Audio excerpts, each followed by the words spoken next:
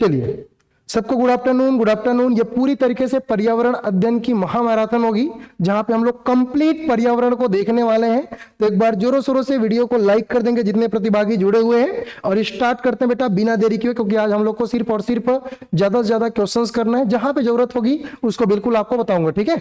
तो पहला क्वेश्चन आपकी स्क्रीन पे आपसे क्या पूछा जा रहा है? आपसे पूछा जा रहा है बेटा कि पर्यावरण के घटकों में निम्नलिखित में से कौन सा शामिल है। मैंने आपको बहुत सारे पर्यावरण के घटक बताए हैं, जैसे कि सामाजिक, आर्थिक, प्राकृतिक, सांस्कृतिक। इनमें से कौन से घटक हैं? Option number A, B, C and D. तो आप सबको बता दूं कि पर्यावरण के घटकों में सामाजिक भी शामिल है, आर्थिक भी शामिल है, प्राकृतिक भी शामिल है और सांस्कृतिक। कहने का मतलब क्या है सर? सामाजिक कहने का मतलब, चूंकि आप पर्यावरण पढ़ रहे हैं और पर्यावरण के आसपास जितनी भी चीजें आपके सामने हैं वे सभी जितने भी चीजें सभी सामाजिक घटक कहलाते हैं। साथ ही साथ आर्थिक कहने का मतलब, जैसे कि हमको वनांचल से जो जड़ी बूटियां या जो फल है वो प्राप्त होती हैं, लकड़ियां प्राप्त होती है, और कहीं ना कहीं ये सभी चीजें हमारे आर्थिक है ना विकास में मदद करते हैं। साथ ही साथ प्राकृतिक और सांस्कृतिक कहने का मतलब ये बेटा कि हमारे जो आसपास जो भी एक्टिविटीज, जो भी गतिविधियां हो रही है, जैसे कि हमारे त्योहार है, तीज है, ठीक है, या हमारे जो स्पोर्ट्स हैं, इवेंट है, ये सभी इन जो कंपोनेंट्स हैं इन घटकों में क्या है? शामिल है। चलिए नेक्स्ट क्वेश्चन की ओर बढ़ते हैं। अगला प्रश्न आपसे क्या पूछा जा रहा है? बच्चों के दृष्टिकोण से पर्यावरण की रोचकता किस पर निर्भर करती है? किसके दृष्टिकोण से पूछा गया बेटा? बच्चों के दृष्टिकोण से। तो ऑप्शन नंबर ए, उनकी जिज्ञासा और अनुभव पर डिपेंड करती है, या बी, केवल पाठ्य पुस्तकों पर, या सी, रटने की क्षमता पर, और डी, केवल शिक्षकों के व्याख्यान पे। चलिए, which is the correct answer? जितने बच्चे जुड़े हुए हैं मैं सबसे आंसर चाहूंगा कि करेक्ट आंसर क्या है। बहुत बढ़िया, सबका आंसर आ चुका है कि सर बच्चों के जो दृष्टिकोण है ना, इनसे पर्यावरण की रोचकता डिपेंड करती है कि बच्चों की जिज्ञासा कितनी है और बच्चों के अनुभव है ना। हम बच्चों को रटने पे जोर नहीं देंगे, ना ही पाठ्य पुस्तक और ना ही शिक्षकों के व्याख्यान पे। तो जिन बच्चों का आंसर ऑप्शन नंबर ए है बिल्कुल करेक्ट आंसर है, ठीक है। चलिए अगले क्वेश्चन की ओर बढ़ते हैं बेटा। अगला प्रश्न आपकी स्क्रीन पर, ये क्या पूछ रहा है सर? 5 से 7 वर्ष के बच्चों की पर्यावरण के प्रति समझ कैसी होती है, ये आपको बताना है। जो 5 से 7 वर्ष के जितने बच्चे होते हैं ना, इनकी पर्यावरण के प्रति समझ कैसी होती है ये आपको बताना है। वे अमूर्त अवधारणाओं को समझते हैं, उनकी समझ मुख्य रूप से उनके प्रत्यक्ष अनुभवों पर आधारित है, या वे केवल वैज्ञानिक तथ्यों को जानते हैं, या डी, उनमें पर्यावरण के प्रति कोई समझ नहीं होती। चलिए, which is the correct answer? जितने बच्चे जुड़े हुए हैं थोड़ा सा जल्दी करेंगे भाई, और वीडियो को लाइक कर देंगे, क्योंकि लाइक करने से मोटिवेशन क्लास में बना रहता है। तो 5 से 7 वर्ष के जितने भी बच्चे बेटा, उसकी समझ कैसी होती है? वे अमूर्त अवधारणाओं को समझते हैं। ये बिल्कुल गलत बात है। जो चीजें दिखती है ना उनके बारे में बच्चा सोच सकता है, जो चीजें नहीं दिखती है उनके बारे में नहीं सोच सकता। और ये जिन प्याजे साहब ने बोला, ये वाला जो है अमूर्त अवधारणा, ये बच्चे में 11 साल के बाद स्टार्ट होता है। उनकी समझ मुख्य रूप से उनके प्रत्यक्ष अनुभवों पर आधारित होती है। वे केवल वैज्ञानिक तथ्यों को जानते हैं और उनमें पर्यावरण के प्रति कोई समझ नहीं होती। ये बिल्कुल गलत बात है। तो जिन मेरे प्यारे साथियों का आंसर बी है, बिल्कुल करेक्ट आंसर है ऑप्शन नंबर बी, कि उनकी समझ मुख्य रूप से उनके प्रत्यक्ष अनुभवों पर आधारित होती है। चलिए नेक्स्ट क्वेश्चन की ओर बढ़ते हैं। नेक्स्ट क्वेश्चन हमारी स्क्रीन पे, और ये आपसे क्या पूछा जा रहा है कि 8 से 14 वर्ष के बच्चों में पर्यावरण की समझ विकसित करने के लिए क्या चीजें आवश्यक हैं? ये आपको बताना है भैया कि है क्या चीजें आवश्यक है। तो आप सबको बता दो कि 8 से 14 वर्ष के जितने भी बच्चे हैं ना, उसकी पर्यावरण की समझ विकसित करने के लिए उनके अंदर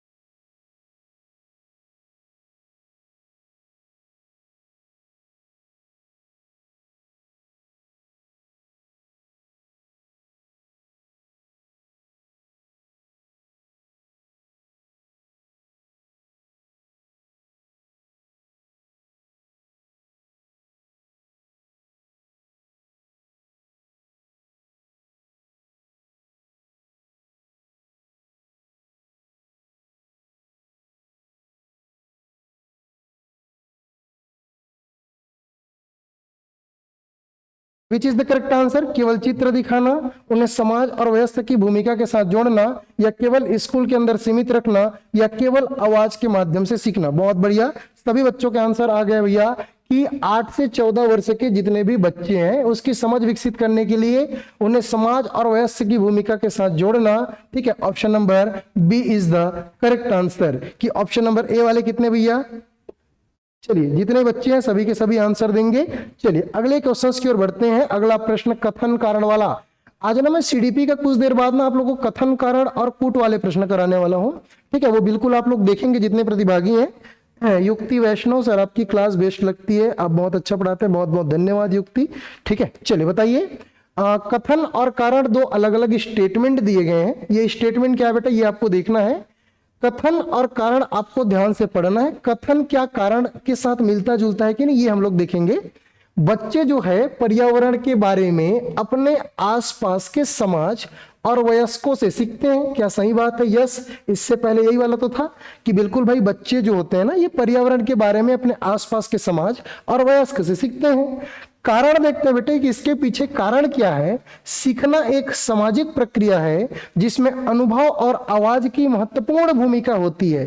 क्या यह सही बात है? बिल्कुल सही बात है बेटा कि सीखना एक सही में सामाजिक प्रक्रिया है। और वाइगोत्स्की बोला भी है कि हम जो सीखते हैं बेटा वो सामाजिक संस्कृति के थ्रू सीखते हैं। और ऐसे कथन कारण वाले प्रश्न में आपको ध्यान देना है कि जो कारण है ये कथन की सही व्याख्या कर रही है कि नहीं कर रही है। तो बिल्कुल कर रही है कि कथन भी सही है, कारण भी सही है, और कारण जो है कथन के बारे में ही बात कर रहा है। तो यहां पे अगर मैं देखूं तो option number A is the correct answer कि एसेरेशन और रीजन दोनों सही है और रीजन एसेरेशन की सही व्याख्या कर रही है। तो मेरे साथियों, जिनका आंसर ऑप्शन नंबर ए है बिल्कुल करेक्ट आंसर है। ठीक है, चलिए अगले क्वेश्चंस की ओर बढ़ते हैं। अगला प्रश्न आपकी स्क्रीन पे।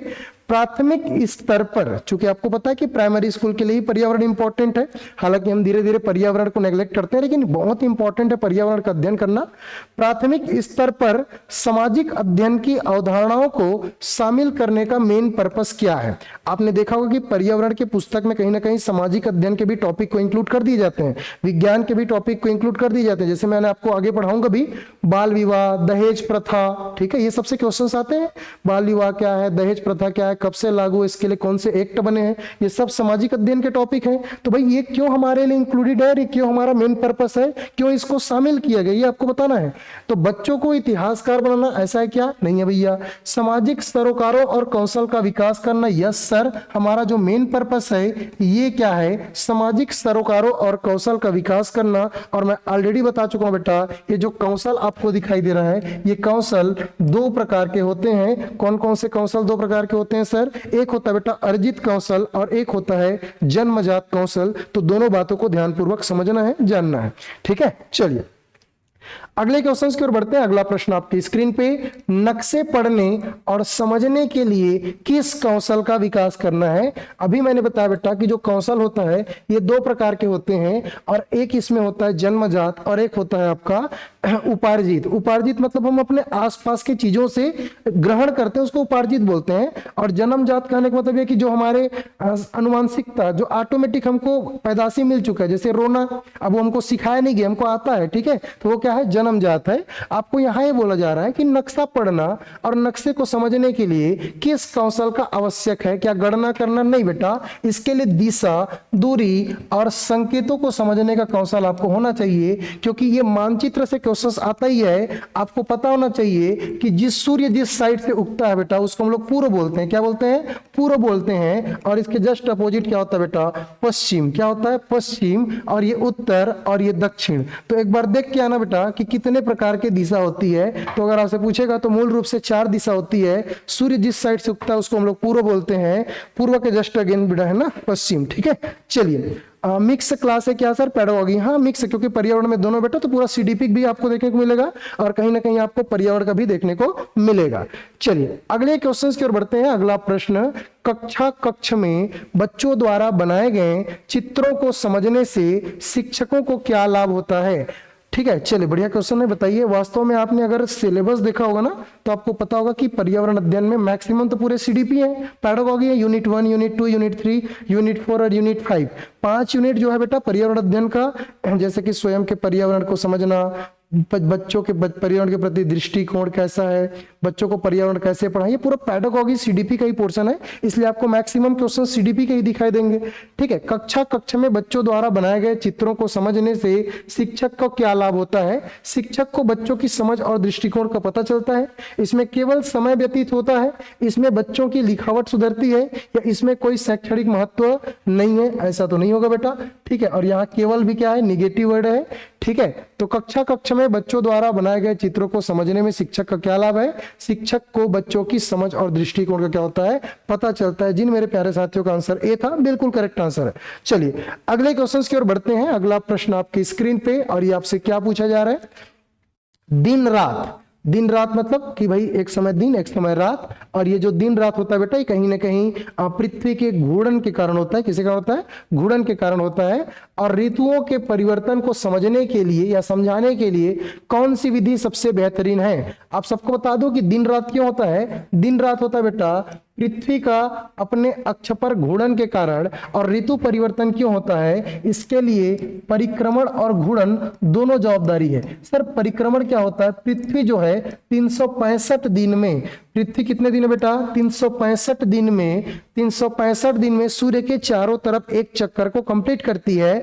और इसी पृथ्वी के सूर्य के चारों तरफ एक चक्कर को कंप्लीट करना परिक्रमण कहलाता है, जिससे कारण से आपको ऋतु परिवर्तन देखने को मिलता है। 3 मुख्य प्रकार की ऋतुएं होती है, ग्रीष्म ऋतु, वर्षा ऋतु, और एक आप कमेंट करके बताइए शीत ऋतु। ठीक है, घूर्णन जो होता है बेटा, ये पृथ्वी अपने घूर्णन पे घूमता है, और इसको एक चक्कर लगाने में लगभग 24 घंटे का समय लगता है। क्या चित्रों और मॉडल के उपयोग से शिक्षण कार्य सही होगा? Yes yes yes, option number B is the correct answer. और जितने मेरे प्रतिभागी हैं सबका आंसर करेक्ट है कि दिन रात और ऋतुओं के परिवर्तन को समझाने के लिए हमको कैसा चाहिए बेटा? मॉडल चाहिए। कैसा चाहिए? मॉडल। और मैंने जितने बच्चे मेरे से जो थ्योरी क्लास पढ़े होंगे उनको पता भी होगा कि मैंने पृथ्वी का जो ग्लोब है उसको मॉडल के रूप में पढ़ा के अच्छे से आपको समझाया हुआ है, तो आपकी पूरी तरीके से कॉन्सेप्ट क्लियर होनी चाहिए। ठीक है, चलिए अगला क्वेश्चन आपके स्क्रीन पे, समय मापन की अवधारणा विकसित करने के लिए प्राथमिक स्तर पर क्या किया जा सकता है? ये कमेंट करके आप आंसर देंगे जितने प्रतिभागी जुड़े हुए हैं। ठीक है, कि भाई समय मापने के लिए ना अवधारणा विकसित करना है किसी बच्चे के माइंड में, तो प्राथमिक स्तर मतलब प्राथमिक स्कूल के लड़का में, जितने भी प्राथमिक स्कूल के लड़का है उनके क्या किया जा सकता है? जटिल गणितीय सूत्र सिखाना, दैनिक गतिविधियों के क्रम और अवधि को समझाना, केवल घड़ी का चित्र दिखा देंगे तो हो जाएगा क्या, या पंचांग याद करा देंगे? देखो बेटा सीडीपी की खास बात यह है कि बच्चों को हमको याद साध नहीं कराना है। दूसरा, केवल वाला वर्ड भी निगेटिव है। दैनिक गतिविधियों के गतिविधि हमको कराना है। क्या कराना है? गतिविधि कराना है। और यहाँ पे जटिल वर्ड तो बिल्कुल भी क्या है? निगेटिव है। तो option number B is the correct answer. Elimination method use करना है आपको परियावरण के पेपर में। ठीक है, मैंने बार बार बोला है कि निगेटिव वर्ड को पहचानना है। वास्तव में हमको पॉजिटिव वर्ड ये है बेटा कि हमको बच्चों को ना गतिविधि कराना है, एक्टिव कराना है, और बच्चे जितना गतिविधि में इनरोल रहेगा उतनी अच्छी करके चीजों को सीखेगा। तो जिन बच्चों का आंसर ऑप्शन नंबर बी है बिल्कुल करेक्ट आंसर। अगले क्वेश्चन की ओर बढ़ता हूं। अगला प्रश्न आपकी स्क्रीन पे, और ये आपसे क्या पूछा जा रहा है? ये पूछा जा रहा है बेटा कि पर्यावरण अध्ययन में जो क्षेत्र भ्रमण होता है, ये हम लोग सीडीपी में पढ़ते हैं ना, हमारी सीडीपी के क्लासेस में बाल विकास में पढ़ते हैं कि बच्चों के लिए क्षेत्र भ्रमण बहुत अच्छा है। इसलिए तुम लोग जब स्कूल में थे तो तुम लोग को फील्ड ट्रिप ले जाया जाता था, याद है? तुम लोग कहीं सिरपुर गए होगे, कहीं गिरौदपुरी गए होगे, कहीं कोई बस्तर घूमने गए होगा, है ना, कोई अगल बगल और घूमने लायक जगह तुम लोग कहीं ना कहीं क्षेत्र भ्रमण में गए होगे। अब ये क्यों कराया जाता था पता होना चाहिए तुम लोग को। भाई वास्तव में फील्ड ट्रिप क्यों कराया जाता है? ये केवल मनोरंजन के लिए था क्या? नहीं बेटा, मनोरंजन के लिए तो कोई चीज होती है लेकिन केवल नहीं हो सकती। यह बच्चों को प्रत्यक्ष अनुभव और सक्रिय अधिगम प्रदान करता है। यस सर, इसमें क्या होता है? बच्चों को प्रत्यक्ष अनुभव और सक्रिय अधिगम प्रदान करते हैं। यही हमारा क्या मेन रीजन है। ठीक है, बहुत बढ़िया। चलो वेरी गुड। वर्षा, संजय, बहुत जगदलपुर गए थे सर, बहुत बढ़िया भाई। चलिए कमेंट करके बताओ कहां कहां गए थे यार। ठीक है, चलिए जितने मेरे ऑनलाइन वाले बच्चे हैं बताइए कहां कहां गए थे फील्ड ट्रिप में, क्षेत्र भ्रमण में? याद होगा ना, 5वीं 6वीं 7वीं 8वीं, है ना, उस समय घुमाने ले जाते थे गुरुजी मैडम मन। ठीक है, तो तुम लोग कहां कहां गए? कोई ट्रैक्टर में गए होगे। चलिए आगे बढ़े। चलो, किसी बच्चे का क्वेश्चन आ रहा है बेटा कि 6वां क्वेश्चन को बता दीजिए सर। ये ले बेटा तुम्हारी भी दिमाग को, है ना। प्राथमिक स्तर पर सामाजिक अध्ययन की अवधारणा को शामिल करने का मुख्य उद्देश्य क्या है? बेटा इसका मतलब यह है कि सामाजिक अध्ययन कहने का मतलब यह है जैसे कि बाल विवाह को तुम्हारे सिलेबस में शामिल किया, सिलेबस देखो ना, तो बाल विवाह को सिलेबस में शामिल किया गया है, दहेज प्रथा को शामिल किया गया है, नशाखोरी को शामिल किया गया है, चोरी को शामिल किया गया है। ऐसी जितनी सामाजिक कुरीतियां हैं, बाल श्रम, बाल अपराध, सबको पर्यावरण में शामिल किया गया है। तो वास्तव में ये पर्यावरण में शामिल करने के पीछे क्या रीजन है, ये तुमसे पूछा गया है। अब यहाँ पे इतिहासकार बनाना तो तुम्हारा है नहीं, केवल परीक्षा में अंक दिलाना यह भी नहीं है, कठिन शब्दावली याद करना यह भी नहीं है। तो बच क्या गया बेटा, सामाजिक सरोकारों और कौशल का विकास करना, ताकि तुमको पता होना चाहिए कि वास्तव में कैसे सामाजिक डेवलपमेंट होता है, क्या चीज सही है, क्या चीज गलत है। अगर हम पर्यावरण पढ़ते तो हमको ये पता होना चाहिए कि मूल्यों की समझ होनी चाहिए, और मूल्य कहने का मतलब ये बेटा कि सही क्या है और गलत क्या है, ये हम छोटे बच्चों को सिखाएंगे प्राथमिक स्तर में। ठीक है, तो जो बच्चे ने क्वेश्चन पूछा था उसका मैं कॉन्सेप्ट क्लियर कर दिया। चलिए अगले क्वेश्चन की ओर बढ़ते हैं। अगला प्रश्न आपसे 12वां नंबर का क्या पूछा जा रहा है, चलिए बताइए। पैदल गए थे सर एक बार, बहुत बढ़िया ही है ना, बहुत बढ़िया। पैदल ले गए थे यार, चलिए रतनपुर ले गए थे सर, ठीक। राम झरना, राम झरना मतलब रायगढ़, ठीक, वेरी गुड वेरी गुड, चलिए बहुत बढ़िया। ये तुमको पैदल कैसे ले गए देवेश, तुम चले भी गए जी, पैदल ले गए तो बगल में रहते हो क्या, किसी झरना उरना के बगल में। चलिए बताइए विच इज द करेक्ट आंसर। चलिए जितने भी प्रतिभागी जुड़े जल्दी जल्दी थोड़ा आंसर देंगे, ठीक है। चलिए, और जिन लोग लाइक नहीं, तो भाई वीडियो को लाइक जरूर कर देना। चलिए बहुत बढ़िया। चलिए सबका आंसर आ गया है कि सीखने के संसाधन के रूप में जो पुस्तकालय है बेटा, इसका उपयोग कैसे किया जाना चाहिए। पुस्तकालय मतलब समझ रहे हो ना, लाइब्रेरी। तो हम जब बच्चे सिखाते हैं तो बच्चों को लाइब्रेरी जो है, पुस्तकालय है, इसका हम लोग कैसे उपयोग कर सकते हैं, ये आपसे क्वेश्चंस में पूछा गया था। केवल खामोशी बनाए रखने के लिए, साइलेंट हो जाओ नहीं तो वायलेंट हो जाऊंगा, ऐसा है क्या, नहीं। विभिन्न विषयों पर जानकारी प्राप्त करने और पढ़ने की आदत विकसित करने के लिए, केवल पुरानी किताबों जमा करने के लिए और परीक्षा की तैयारी करने के लिए, ऐसा बिल्कुल नहीं होगा। तो जिन बच्चों का आंसर ऑप्शन नंबर बी है कि विभिन्न विषयों पर जानकारी प्राप्त करने और पढ़ने की आदत विकसित करने के लिए हम कहीं ना कहीं पुस्तकालय का उपयोग करते हैं। और यहाँ पे बहुत सारी चीजें रहती है, बड़े बड़े नॉवेल्स रहते हैं, उपन्यास, पुस्तक है ना, पत्रिकाएं, ये सभी चीज आपको देखने को मिलता है। चलिए आपको बहुत सारे प्रश्न, कूट वाले प्रश्न बोलते रहते हो ना सर, कूट वाले प्रश्न लाइए, कूट वाले प्रश्न लाइए, तो तुम लोगों के लिए मैं कूट कूट के यहाँ पे कूट वाले प्रश्न डाल दिया हूं। सर ऐप में फ्री मॉक टेस्ट वाला कहां पे शो होगा। तनु जी, आप सबसे पहले साध्य पीएससी एकेडमी के मोबाइल एप्लीकेशन पे जाएंगे, उसके बाद ना आपको टेस्ट सीरीज दिखाई देगा, टेस्ट सीरीज पे जाएंगे तो सीजी टेट का अलग से फोल्डर बना है, वहां से आप देख सकते हैं। चलिए which is the correct answer, क्षेत्र भ्रमण, प्रयोग, सर्वे। ये पर्यावरण के इंपॉर्टेंट 3 टॉपिक है कि हम क्षेत्र भ्रमण क्यों कराते हैं, प्रयोग क्यों कराते हैं, सर्वे क्यों कराते हैं। ठीक है, तो क्षेत्र भ्रमण कराते हैं बेटा प्रत्यक्ष अवलोकन के लिए। किसके कराते हैं, प्रत्यक्ष अवलोकन के लिए। और जैसे हमको प्रत्यक्ष अवलोकन होता है उसके बाद हम लोग चीजों को आसान भाषा में सीख सकते हैं। ठीक है, प्रयोग हम क्यों करते हैं, एक्सपेरिमेंट क्यों करते हैं। आपने भी एक्सपेरिमेंट किया होगा 11वीं 12वीं 9वीं 10वीं में, डेटा संग्रह और विश्लेषण करने के लिए। और सर्वे क्यों करते हो बेटा, सर्वे करते हो कार्य कारण संबंधी जांच को परखने के लिए। ठीक है, क्या करते हो, जांच को परखने के लिए। ठीक है, थोड़ी सी यहाँ पे मिस्टेक है क्या, यस सेकंड का यहाँ पे सी हो जाएगा, हाँ सेकंड का सी हो जाएगा यार, है ना। चलिए सेकंड का सी हो जाएगा, तो यहाँ पे सी और यहाँ पे थर्ड का ए। ठीक है, तो यहाँ पे आपको देखने को मिलेगा option number A is the correct answer, कि सर फर्स्ट का बी हो जाएगा, सेकंड का सी हो जाएगा, और सर्वे हम लोग जब भी करते हैं डेटा संग्रह और विश्लेषण करते हैं। ठीक है, तो जिन मेरे प्यारे साथियों का आंसर ऑप्शन नंबर ए है, बिल्कुल करेक्ट आंसर है ऑप्शन नंबर ए। ठीक है, यहाँ पे ये फर्स्ट का बी हो गया बेटा, सेकेंड का सी और थर्ड का ए। ठीक है, चलिए अगले क्वेश्चन, ये बीच में ना थोड़ा सा यहाँ पे गैप कर दिया तो कहीं ना कहीं थोड़ा से ना। चलिए अगले क्वेश्चंस, और सबको बता दूं कि हमारे साध्य पीएससी एकेडमी के मोबाइल एप्लीकेशन पे ही आप सबके लिए मैंने ये पर्यावरण अध्ययन की ई बुक लाई है।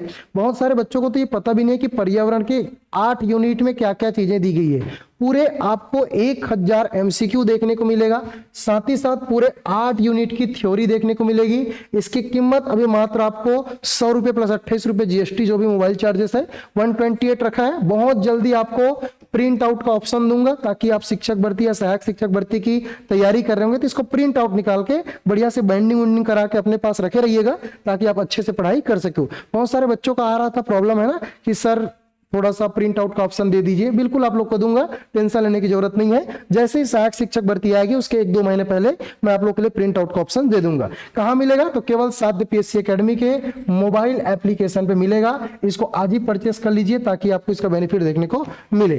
चलिए अगला क्वेश्चन आपसे क्या पूछा जा रहा है, मूल्यांकन का उद्देश्य क्या होना चाहिए? वास्तव में जो मूल्यांकन करते हैं ना बेटा, इसके उद्देश्य क्या होना चाहिए? बेस्ट बुक है सर जी, ऑर्डर करने पर, ऑर्डर नहीं बेटा ना, एप्लीकेशन मिल जाएगा मोबाइल के एप्लीकेशन पे। बहुत बहुत धन्यवाद अजय जी। चलिए मूल्यांकन का मुख्य उद्देश्य क्या है? मतलब अजय ने पढ़ा है और अपना फीडबैक दिया है कि बहुत बेहतरीन बुक है सर जी करके। वर्षा का भी आंसर आ चुका है, ठीक है, युक्ति का भी आ चुका है, बढ़िया, ठीक है, थैंक यू सो मच। चलिए मूल्यांकन का मेन पर्पस क्या है ये बता दीजिए बेटा। बच्चों को फेल करना है क्या? नहीं सर, बच्चों को फेल करना तो बिल्कुल नहीं है। सीखने की प्रक्रिया में सुधार और बच्चों की प्रगति का आकलन करना, ये क्या? यस, हमारा मेन पर्पस है बेटा फॉर्मेटिव असेसमेंट, कि सीखने की प्रक्रिया में सुधार और बच्चों की प्रगति का मेन आकलन करना ही मूल्यांकन का हमारा मेन पर्पस है। Option number B is the correct answer. चलिए अगले क्वेश्चन की ओर बढ़ते हैं। अगला प्रश्न आपकी स्क्रीन पे, एक अच्छा कक्ष क्या है जहां पे, चलिए बताइए भाई, जितने प्रतिभागी जुड़े हुए हैं इसका आंसर देंगे। एक अच्छा कक्ष वह है जहां छात्र बिल्कुल शांत बैठे रहते हैं, गतिविधियों का आयोजन और संगठन सक्रिय रूप से हो, शिक्षक केवल भाषण देता हो या कोई चित्र न लगा हो। ठीक है, चलिए which is the correct answer? चलिए बहुत बढ़िया, चलिए सबका आंसर आ चुका है, बहुत बढ़िया भाई, वेरी गुड। चलिए वेरी गुड। एक अच्छा कक्ष की क्या कॉन्सेप्ट है? बहुत बढ़िया। क्या शिक्षक केवल भाषणबाजी करेगा क्या? नहीं सर। कोई चित्र नहीं लगेगा? नहीं सर। छात्र शांत बैठेगा? नहीं। Option number B is the correct answer, गतिविधियों का आयोजन। अच्छा, बहुत सारे बच्चों लोगों को लग रहा होगा राकेश सर कैसे आज पहली बार एक लाइन वाला क्वेश्चन लेकर आए हैं, लेकिन ऐसा नहीं है। क्योंकि पर्यावरण की एमसीक्यू मैं पहली बार ले रहा हूं आज, ठीक है, बहुत दिन बाद, मतलब मैं एमसीक्यू नहीं ले रहा था, हाँ नीतू मैडम करा रही थी आप लोग को। तो अभी मैं क्या है, वन लाइनर करा रहा हूँ, इजी क्वेश्चंस। थोड़ी देर बाद मेरा गियर चेंज होगा, अभी तीसरा गियर में चल रहा है गाड़ी, उसके बाद धीरे से मैं चौथा गियर, उसके बाद पांचवा गियर, उसके बाद देखना अभी भर भर के इतने बड़े बड़े क्वेश्चन तुम लोग को दिखाई देगा, ठीक है, कि क्या बात है सर करके दिल खुश हो जाएगा तुम्हारा। ठीक है, ये देखो एक एक पेज का क्वेश्चन देखने को मिलेगा। ठीक है, तो टेंशन मत लेना। ठीक है, यहाँ पे सलीमा का आंसर है पर्यावरण का ई बुक बहुत ही अच्छा है सर, मैं पढ़ी हूँ, लेकिन हाँ प्रिंट आउट दूंगा, टेंशन मतलब, वो मुझे ही पता है आप लोग को दिक्कत होती है, प्रिंट आउट दूंगा, टेंशन लेने की जरूरत नहीं है। ये देखो ऐसे ऐसे क्वेश्चन आपको देखने को मिलेगा, कूट वाले क्वेश्चंस, कारण वाले क्वेश्चन, तो धैर्य बना के रखना, टेंशन मत लेना, है ना। एक एक क्वेश्चंस मैं आपको कराऊंगा, बिल्कुल टेंशन लेने की जरूरत नहीं। पूरी पर्यावरण की सार पूरा 8 यूनिट खंगाल के डाल दिया हूं, धर धर के प्रश्न देखने को मिलेगा कल के पेपर में। ठीक है, चलिए ये वीडियो यूट्यूब में रहेगा, यूट्यूब में रहेगा, तो कभी भी आप मेरे को बोल सकते हो पढ़ाए थे तो कुछ आया नहीं था। ठीक है, ऐसा बिल्कुल नहीं होगा, टेंशन मत लो। ठीक है, चलिए अगले क्वेश्चंस की ओर बढ़ते हैं बेटा। अगला प्रश्न हमसे क्या पूछा जा रहा है? हमसे ये पूछा जा रहा है एकल परिवार के बारे में, कि वास्तव में बेटा एकल परिवार की विशेषता क्या है, आपको ये बता देना है कि एकल परिवार की विशेषता क्या है। चलिए, तो एकल परिवार की विशेषता, दादा दादी और सभी रिश्तेदार साथ रहते हैं क्या, या इसमें केवल माता पिता रहते हैं क्या? तो मैंने आपको पूरा निचोड़ करके बताया है। क्या बताया है? एकल परिवार में दाई दादा और उसके अविवाहित बच्चे, दाई दादा और उसके एक ही बच्चे हो सकते हैं, 2 बच्चे हो सकते हैं, या 3 बच्चे हो सकते हैं, लेकिन इनकी शादी नहीं होना चाहिए। तो जब बेटा किसी फैमिली में दाई दादा के साथ, दाई बाबू के साथ उनके अविवाहित बच्चे रहते हैं, अविवाहित मतलब जिनकी शादी नहीं हुआ है, जिनकी शादी नहीं हुआ है उसको बोलते हैं अविवाहित बच्चे। और जब अविवाहित बच्चे माता पिता के साथ होंगे, इसी को हम लोग बोलते हैं बेटा न्यूक्लियर फैमिली। लेकिन साथ में चाचा है, क्या है? चाचा है, साथ में बुआ है, या दादा है, या दादी संग में है, तो एकल परिवार नहीं कहलाएगा, फिर वो कहलाएगा बेटा संयुक्त परिवार। और मैंने आपको बता दिया है कि इसमें केवल माता पिता और उनके अविवाहित बच्चे, कैसे बच्चे? अविवाहित। अगर शादी वादी हो गया है, डौकी लड़का हो गए, तो फिर वो अविवाहित निकल आए, वो विवाहित कहलाई। ठीक है, तो उसको हम लोग कैसे बोलेंगे बेटा? संयुक्त फैमिली, ज्वाइंट फैमिली बोलेंगे। और अभी क्या पढ़ना है अपन लोग? एकल परिवार। तो उम्मीद उम्मीद है कि एकल परिवार क्या है और संयुक्त परिवार क्या है ये आपको समझ आ गया होगा कि what is the nuclear family and difference between, है ना, ज्वाइंट फैमिली। ठीक है, तो ज्वाइंट फैमिली में क्या होते हैं, उनके साथ कोई ना कोई और रहते हैं, लेकिन एकल परिवार की परिभाषा सिर्फ इतनी ही है कि माता पिता के साथ उनके अविवाहित बच्चे, अब बच्चे चाहे 50 ठो रहे, चाहे 2 ठो रहे, चाहे 1 ठो रहे। ठीक है, चलिए अगले क्वेश्चंस की ओर बढ़ते हैं। अगला प्रश्न आपकी स्क्रीन पे, बाल विवाह के मुख्य सामाजिक परिणाम क्या है? चलिए बताइए भाई, बाल विवाह के मुख्य सामाजिक परिणाम क्या है? ठीक है, बताइए बाल विवाह के मुख्य सामाजिक परिणाम क्या है? बेहतर शिक्षा, स्वास्थ्य पर बुरा प्रभाव, या जनसंख्या वृद्धि, या आर्थिक उन्नति, या सामाजिक प्रतिष्ठा में वृद्धि। चलिए जितने मेरे बच्चे हैं सभी के सभी आंसर देंगे। चलिए बहुत सारे बच्चे हैं लगातार यहाँ पे कमेंट्स कर रहे हैं, मैं एक एक बच्चों का देख रहा हूँ। सर ईवीएस की बुक बहुत अच्छी है, thank you so much Deepti. ठीक है, चलिए बहुत बहुत धन्यवाद। तुम्ही लोग का प्यार है, सपोर्ट है, जिस कारण से मैं मोटिवेट होकर चीजों को कर पाता हूँ। ठीक है, तो अच्छा लगा, आप लोग का प्यार मिला, सपोर्ट मिला, और इसी कारण से मैंने ईवीएस का बुक बनाया। आप लोग का प्यार सपोर्ट मिला। जो बच्चे नहीं लिए ले लेना, ठीक है, कोई बहुत महंगा तो है नहीं, 128 रुपए का बुक है, उतना का तो तुम लोग नाश्ता कर लेते हो। ठीक है, तो कोई वो बहुत बड़ी वाली बात नहीं है। चलिए बहुत बढ़िया भाई। तो बाल विवाह का मुख्य सामाजिक परिणाम क्या बता दीजिए? क्या बाल विवाह जल्दी शादी कर लेने से तुमको बेहतर शिक्षा मिलेगा? क्या नहीं मिलेगा?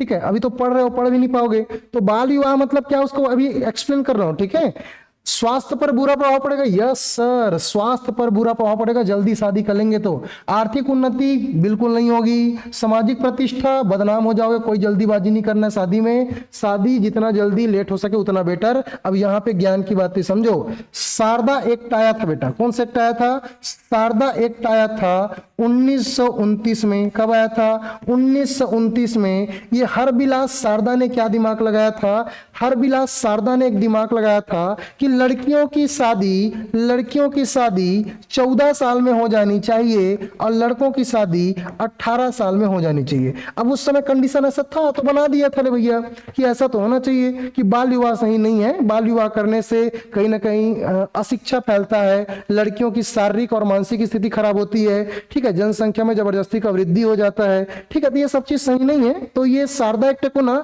धीरे धीरे हम लोग 2006 में रिप्लेस करते हैं बेटा। कब रिप्लेस करते हैं? 2006 में रिप्लेस करते हैं, और रिप्लेस करके लाते हैं हम लोग बाल विवाह प्रतिषेध अधिनियम 2006, जिसके अनुसार अभी तुमको शादी करना है बेटा लड़कियों को 18 वर्ष।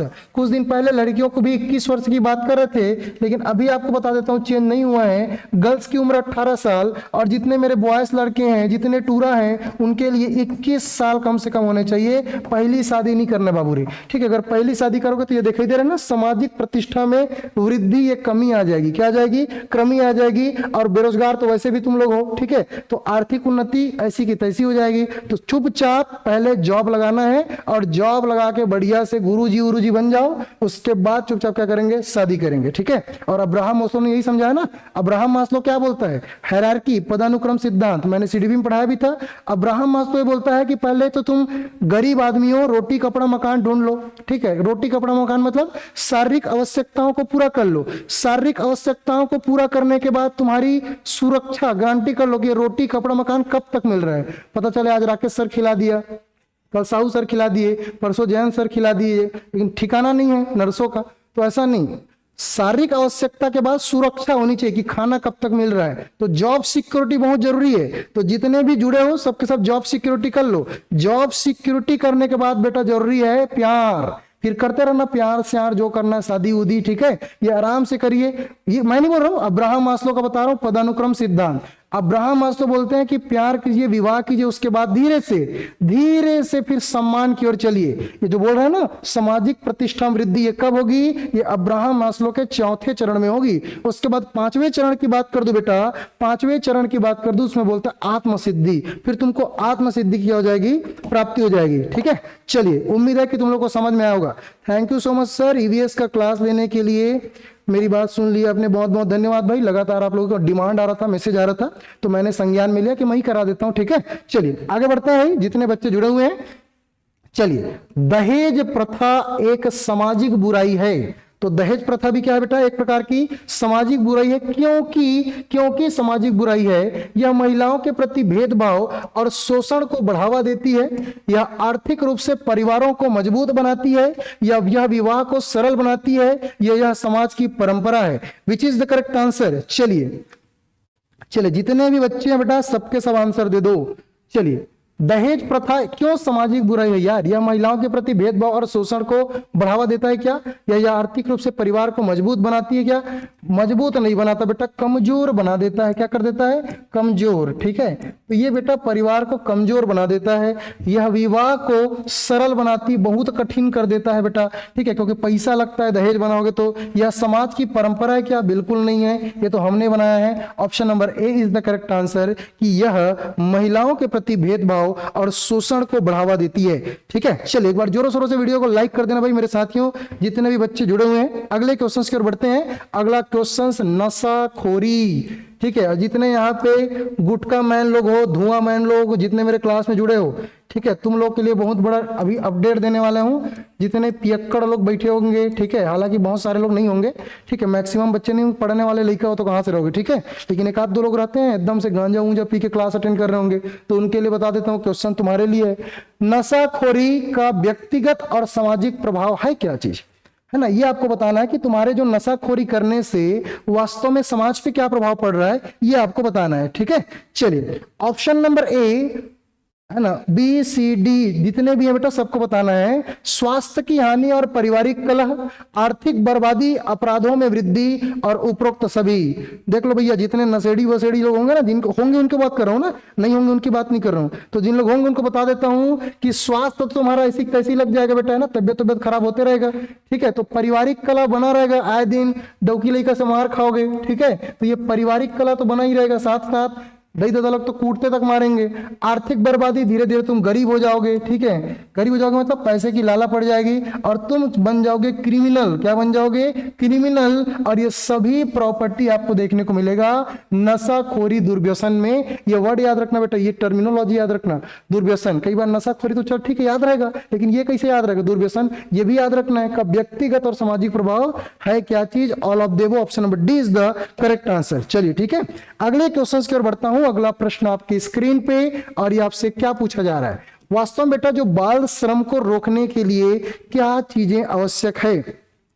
सर जी ड्रेस कोड और कल एग्जाम के लिए इंपॉर्टेंट डॉक्यूमेंट बता दीजिए। बिल्कुल बता देंगे भाई, टेंशन लेने की क्या जरूरत है।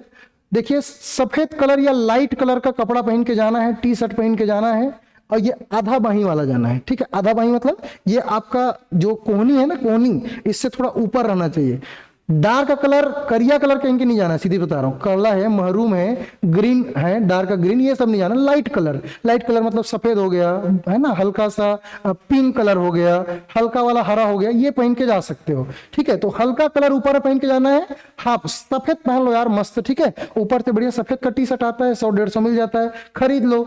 नीचे तुम जीन्स पहनो, चाहे लोअर पहन के चले जाओ, चाहे नेकर पहन के चले जाओ, तुमको जो पहनना है पहनो, नीचे कोई दिक्कत नहीं है। लेकिन बेल्ट नहीं लगाना है, टोपी नहीं लगाना है, चश्मा उसमें पहन के नहीं जाना है बेटा। पेपर दिलाने जा रहे हो, पावर मारने नहीं जा रहे हो। हाँ, जिनको चश्मा लगा हुआ है वो जा सकते हैं। अब जिनको चश्मा लगा है, आंख वाँख थोड़ा सा प्रॉब्लम रहता है, उन लोग जा सकते हैं, लेकिन हीरो बन के नहीं जाना है बेटा, बता रहा हूँ। कई लोग रहते हैं माला साला छपरी टाइप के, घड़ी उड़ी दुनिया भर के XYZ, है ना, हाथ वाथ में दुनिया भर का तमाशा, ये पहन के बिल्कुल नहीं जाना है। एकदम नीट एंड क्लीन बता रहा हूँ, सादा सिंपल जाना है। पेपर दिलाने जा रहे हो, गुरुजी हो, गुरुजी टाइप का रहना है। ठीक है, दुनिया भर का छपरीगिरी बिल्कुल पेपर हॉल में नहीं करना है। जीन्स पैंट पहन सकते हो, लोअर पहन सकते हो, नीचे कुछ भी पहन सकते हो। ठीक है, यही चीजें लड़कियों के लिए, हमारी जितनी भी महिलाएं हमारे क्लास में जुड़ी होंगी, लड़कियां जुड़ेंगी, उनके बारे में बता देता हूँ। लाइट कलर का बेटा आप लोग पहन लीजिएगा, साड़ी उड़ी पहन के नहीं जाना है, पहले ही बता दे रहा हूँ। चूड़ी उड़ी देख लेना, अपने हिसाब से नहीं पहनना है। कोई आभूषण नहीं पहनना, ना तो नाक का ना तो कान का, कहीं नहीं, कुछ नहीं, सादा सिंपल जाना है। घड़ी भी पहन के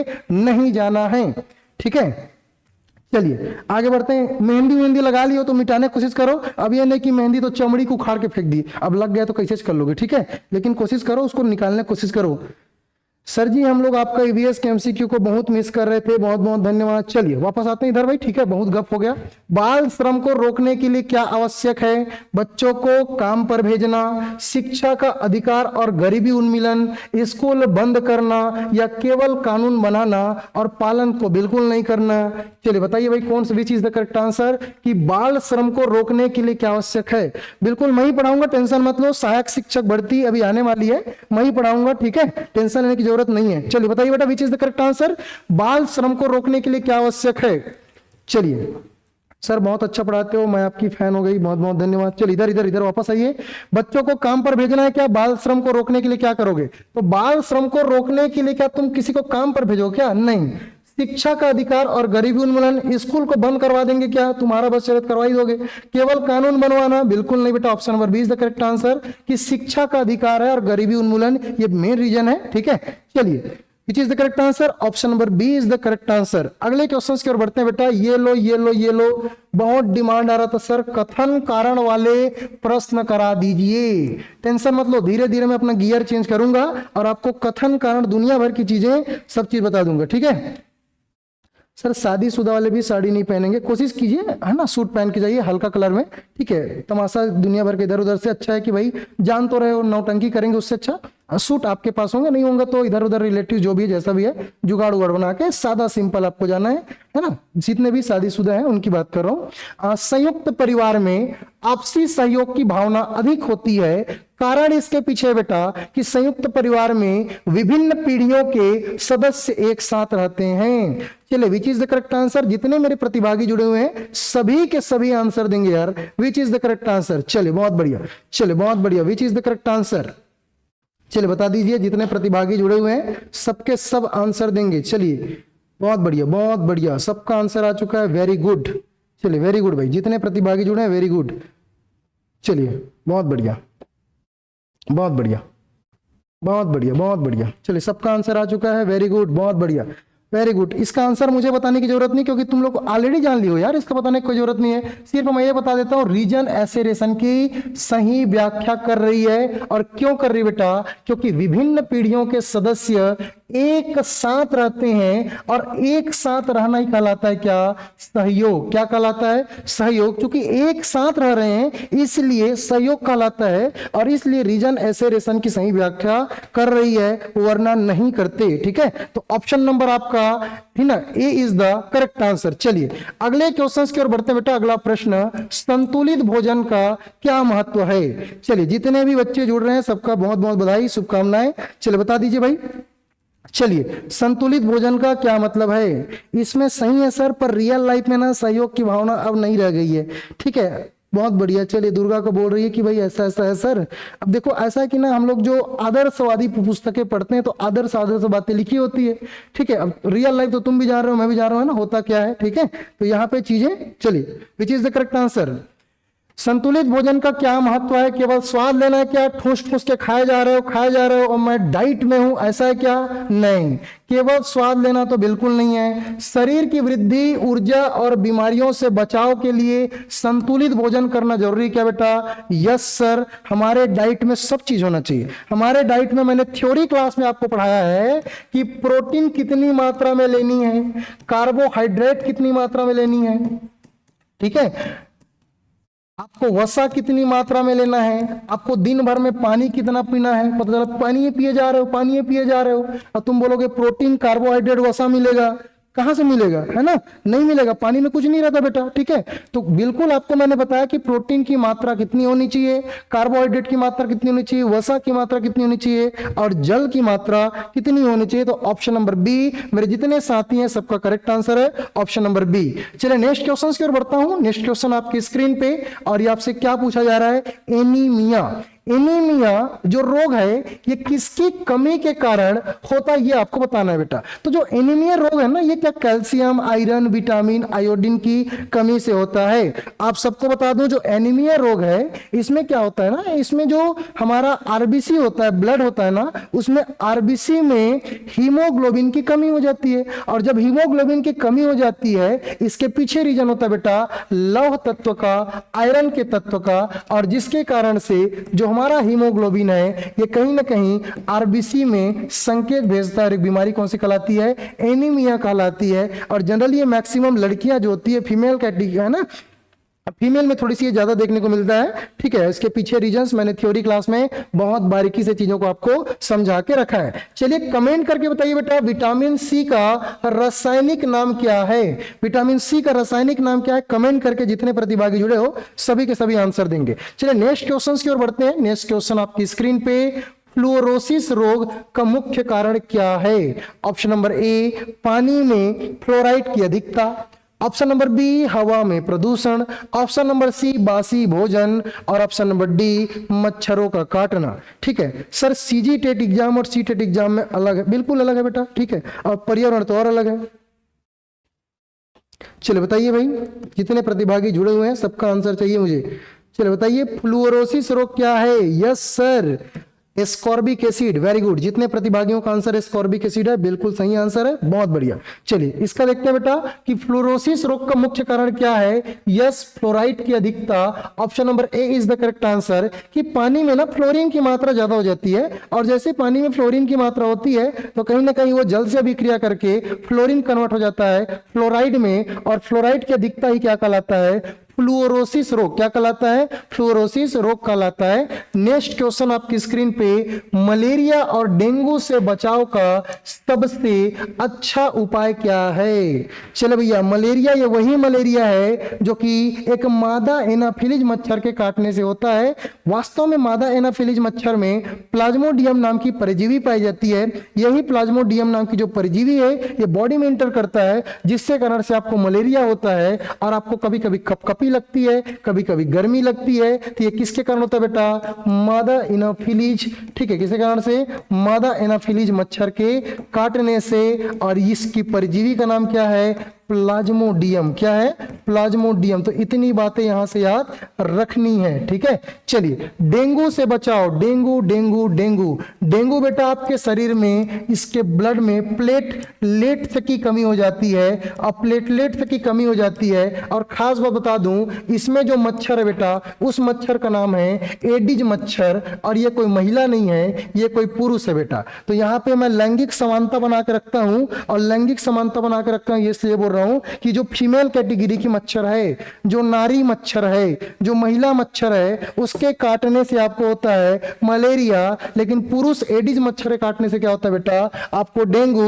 और डेंगू की खास बात बता दूं कि डेंगू जो है ये, इसके जो परजीवी है बेटा, ये वायरस एक प्रकार है ना, और ये होता है स्वच्छ पानी में। कहां पनपता है? स्वच्छ पानी में पनपता है। आपको कमेंट करके आंसर देना है कि डेंगू वायरस है, कि डेंगू प्लाज्मोडियम परजीवी है, कि डेंगू जीवाणु है। ठीक है, चलिए बहुत बढ़िया, अगले क्वेश्चन की ओर बढ़ता हूं। अगला प्रश्न, उससे पहले आपको बता दूं कि बचाव का सबसे अच्छा उपाय क्या है बेटा? कि मच्छरों को पनपने से रोकना, वहीं जिंदा मार देना, मिट्टी का तेल लगा देना और मच्छरदानी लगा के सूझ जाना। ठीक है, चलिए which is the correct answer? सबका आंसर है option number B is the correct answer. ठीक है, बहुत बढ़िया। चलिए अगले क्वेश्चंस की ओर बढ़ते हैं। अगला प्रश्न आपकी स्क्रीन पे, अगला प्रश्न बेटा, पल्स पोलियो अभियान। सिलेबस देखोगे कभी तो याद आ रहा होगा, पल्स पोलियो अभियान भी हमारे सिलेबस में इंक्लूडेड है। और पल्स पोलियो अभियान का मेन पर्पस क्या है, मुख्य उद्देश्य क्या है, ये सबको बताना है भाई। ठीक है, चलिए एक बार अपने साथी, चाचा, मामा, फूफा, जो भी आपके होंगे, एक्स वाई जेड डब्ल्यू जो भी हैं आपके, उनको शेयर कर दीजिए और उनको बता दीजिए कि पर्यावरण की क्लास शुरू हो चुकी है। जिन लोग साल भर पर्यावरण नहीं पढ़े हो, सीजी टेट के लिए, सहायक शिक्षक भर्ती के लिए पढ़ लो बेटा। पूरा सिलेबस को खंगाल के के निचोड़ रख दिया हूं कि यहां से क्वेश्चंस बनेंगे, मतलब बनेंगे। YouTube में वीडियोस रहेगी। ठीक है, आप कल बताइएगा रात को मेरे को कि कितना क्वेश्चंस फंसा है, डायरेक्ट और इनडायरेक्ट, प्रत्यक्ष और अप्रत्यक्ष रूप से। चलिए अगले क्वेश्चंस की ओर बढ़ते हैं। और साथ ही साथ मैंने आपको बता दिया है कि ये पर्यावरण की जो बुक थी, जो बच्चा हमारे इस पर्यावरण की ई बुक को पढ़ के गया होगा उसकी तो फिर बल्ले बल्ले है। क्या है? बल्ले बल्ले। चलिए which is the correct answer? Pulse polio अभियान का मुख्य उद्देश्य क्या है? बुखार को ठीक करना है क्या, या पोलियो का पूर्ण उन्मूलन करना है, या बच्चों को मिठाई खिलाना, ये लिखा, और मलेरिया रोकना, ऐसा है क्या? नहीं सर, पल्स पोलियो का तो मेन है उन्मूलन करना, खत्म करना, नष्ट करना, ये हमारा मेन पर्पस है। उन्मूलन मतलब याद रखना बेटा, खत्म करना, नष्ट करना। और जितने भी मेरे साथी है सबका आंसर आ चुका है, ठीक है। Which is the correct answer? Option number B is the correct answer. बच्चों को मिठाई क्यों खिलाएंगे?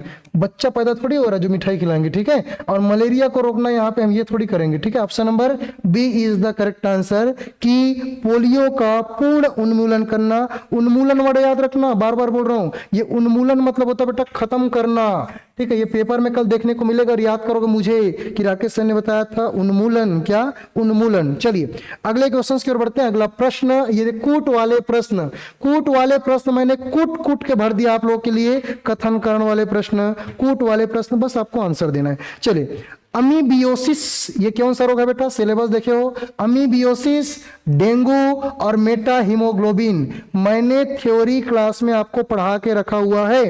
इन तीनों बीमारी के बारे में पढ़ा के रखा हुआ बेटा, है ना। अमीबियोसिस, डेंगू, मेटा हीमोग्लोबिन। चलिए बताइए, मच्छरों द्वारा संचरण, दूषित जल और भोजन, नाइट्रेट की अधिकता पेयजल में। Which is the correct answer? Option number A, B, C, D. चलिए बताइए, जितने प्रतिभागी हैं सभी के सभी आंसर दीजिए। चलिए मैं सबका आंसर देख रहा हूं, ठीक है। चलिए बहुत सारे बच्चों का आंसर आ चुका, ए, किसी का आंसर बी, किसी का आंसर सी, किसी का डी, है ना। ए वाले ज्यादा है बेटा, ए वाले ज्यादा हैं, बहुत बढ़िया। कि नहीं सर ये अमीबियोसिस है सर, ये दूषित जल और भोजन से होता है। सर ये जो डेंगू है ना, ये मच्छर, एडिज मच्छर काटने से होता है। और मेटा हीमोग्लोबिन की अधिकता सर, ये पानी में नाइट्रेट की अधिकता। बहुत बढ़िया यार, दिल खुश हो गया मेरा, ठीक है। चलिए option number A is the correct answer, बहुत बढ़िया। चलिए बहुत बढ़िया, दिल खुश हो गया भाई। चलिए अगले क्वेश्चन की ओर बढ़ते हैं। अगला प्रश्न आपके स्क्रीन पे, ठीक है। चलिए बहुत बढ़िया, डेंगू तो अभी बताया ना, मच्छरों से काटने से होता है। चलिए अगले क्वेश्चन की ओर बढ़ते हैं। अगला प्रश्न, और ये जिन मेरे प्यारे साथियों, हमारे जो भी होंगे, चाचा, मम्मा, फूफा, काका, काकी, ठीक है, भैया, भतीजी, जो भी होंगे, XWY, सबको बता देना। साइंस की भी मैंने ई बुक बना के रखा हुआ है, ये भी हमारे साथ PSC एकेडमी के मोबाइल एप्लीकेशन पे आपको देखने को मिलेगा, ठीक है। मात्र इसकी कीमत 128 रुपए है। इसकी खास बात, थ्योरी तो है, साथ ही साथ आपके लिए 4000 MCQ। साइंस की कोई बुक आपको CG टेट और शिक्षक भर्ती के लिए मार्केट में नहीं दिखाई देगा। वो सब पुस्तक थ्योरी है बेटा, और ज्यादा वाला लोगे तो नीट और जेई वाला एडवांस लेवल का। लेकिन हमारे लिए संतुलित जो हमारे सिलेबस में है, उस सिलेबस की बुक आपके लिए बनाई गई है। कुछ भी दिक्कत होता है तो दिए गए नंबर पे आपको कॉल कर लेना है और इसकी जानकारी प्राप्त कर लेना है। ऐसे ही बुक हमारी CDP की बनी हुई है, ठीक है, हिंदी पैडोगा की बनी हुई, तमाम तरह के बुक हमारे साथ PSC एकेडमी के मोबाइल एप्लीकेशन पे देखने को आपको मिलेगा। अगला क्वेश्चन बेटा, शरीर के आंतरिक तंत्रों की जानकारी क्यों आवश्यक है? चलिए मेरे पास ये बुक है, बहुत अच्छी बुक है, बहुत बहुत धन्यवाद, ठीक है। चलिए बताइए भाई, शरीर के आंतरिक तंत्रों की जानकारी क्यों आवश्यक है? डॉक्टर बनने के लिए, ठीक है, सब लोग डॉक्टर बन जाओगे B.Ed D.Ed करके, ऐसा है क्या बेटा? चलिए अगले क्वेश्चन, शरीर की कार्यप्रणाली को समझने और स्वास्थ्य की देखभाल के लिए केवल परीक्षा पास करने के लिए तुम्हारा मेन पर्पस तो ही है। तो बहुत सारे बच्चों का आंसर तो सी आएगा, नहीं सर सी लगा दीजिए। हमारा मेन पर्पस ये है सर, परीक्षा निकल जाए कैसे भी करके सर, 76 नंबर आ जाए CG टेट में। अगर मैं SC ST या OBC नॉन क्रीमी लेयर बच्चों की बात करूं तो तुम्हारा मेन पर्पस यही सर, ले दे के परीक्षा निकल जाए। ये है सर कि सर व्यायाम करने के लिए तुम्हारे अंतड़ियों को, तुम्हारे लीवर को, तुम्हारे किडनियों को धर धर के झुला रहे हो, व्यायाम कर व्यायाम कर व्यायाम कर, इसलिए क्या तुम्हारे शरीर की आंतरिक तंत्रों की जानकारी जरूरी क्या? नहीं सर, ये बिल्कुल गलत बात है। हमारा जो करेक्ट आंसर होगा बेटा पर्यावरण के हिसाब से, वो होगा शरीर की कार्यप्रणाली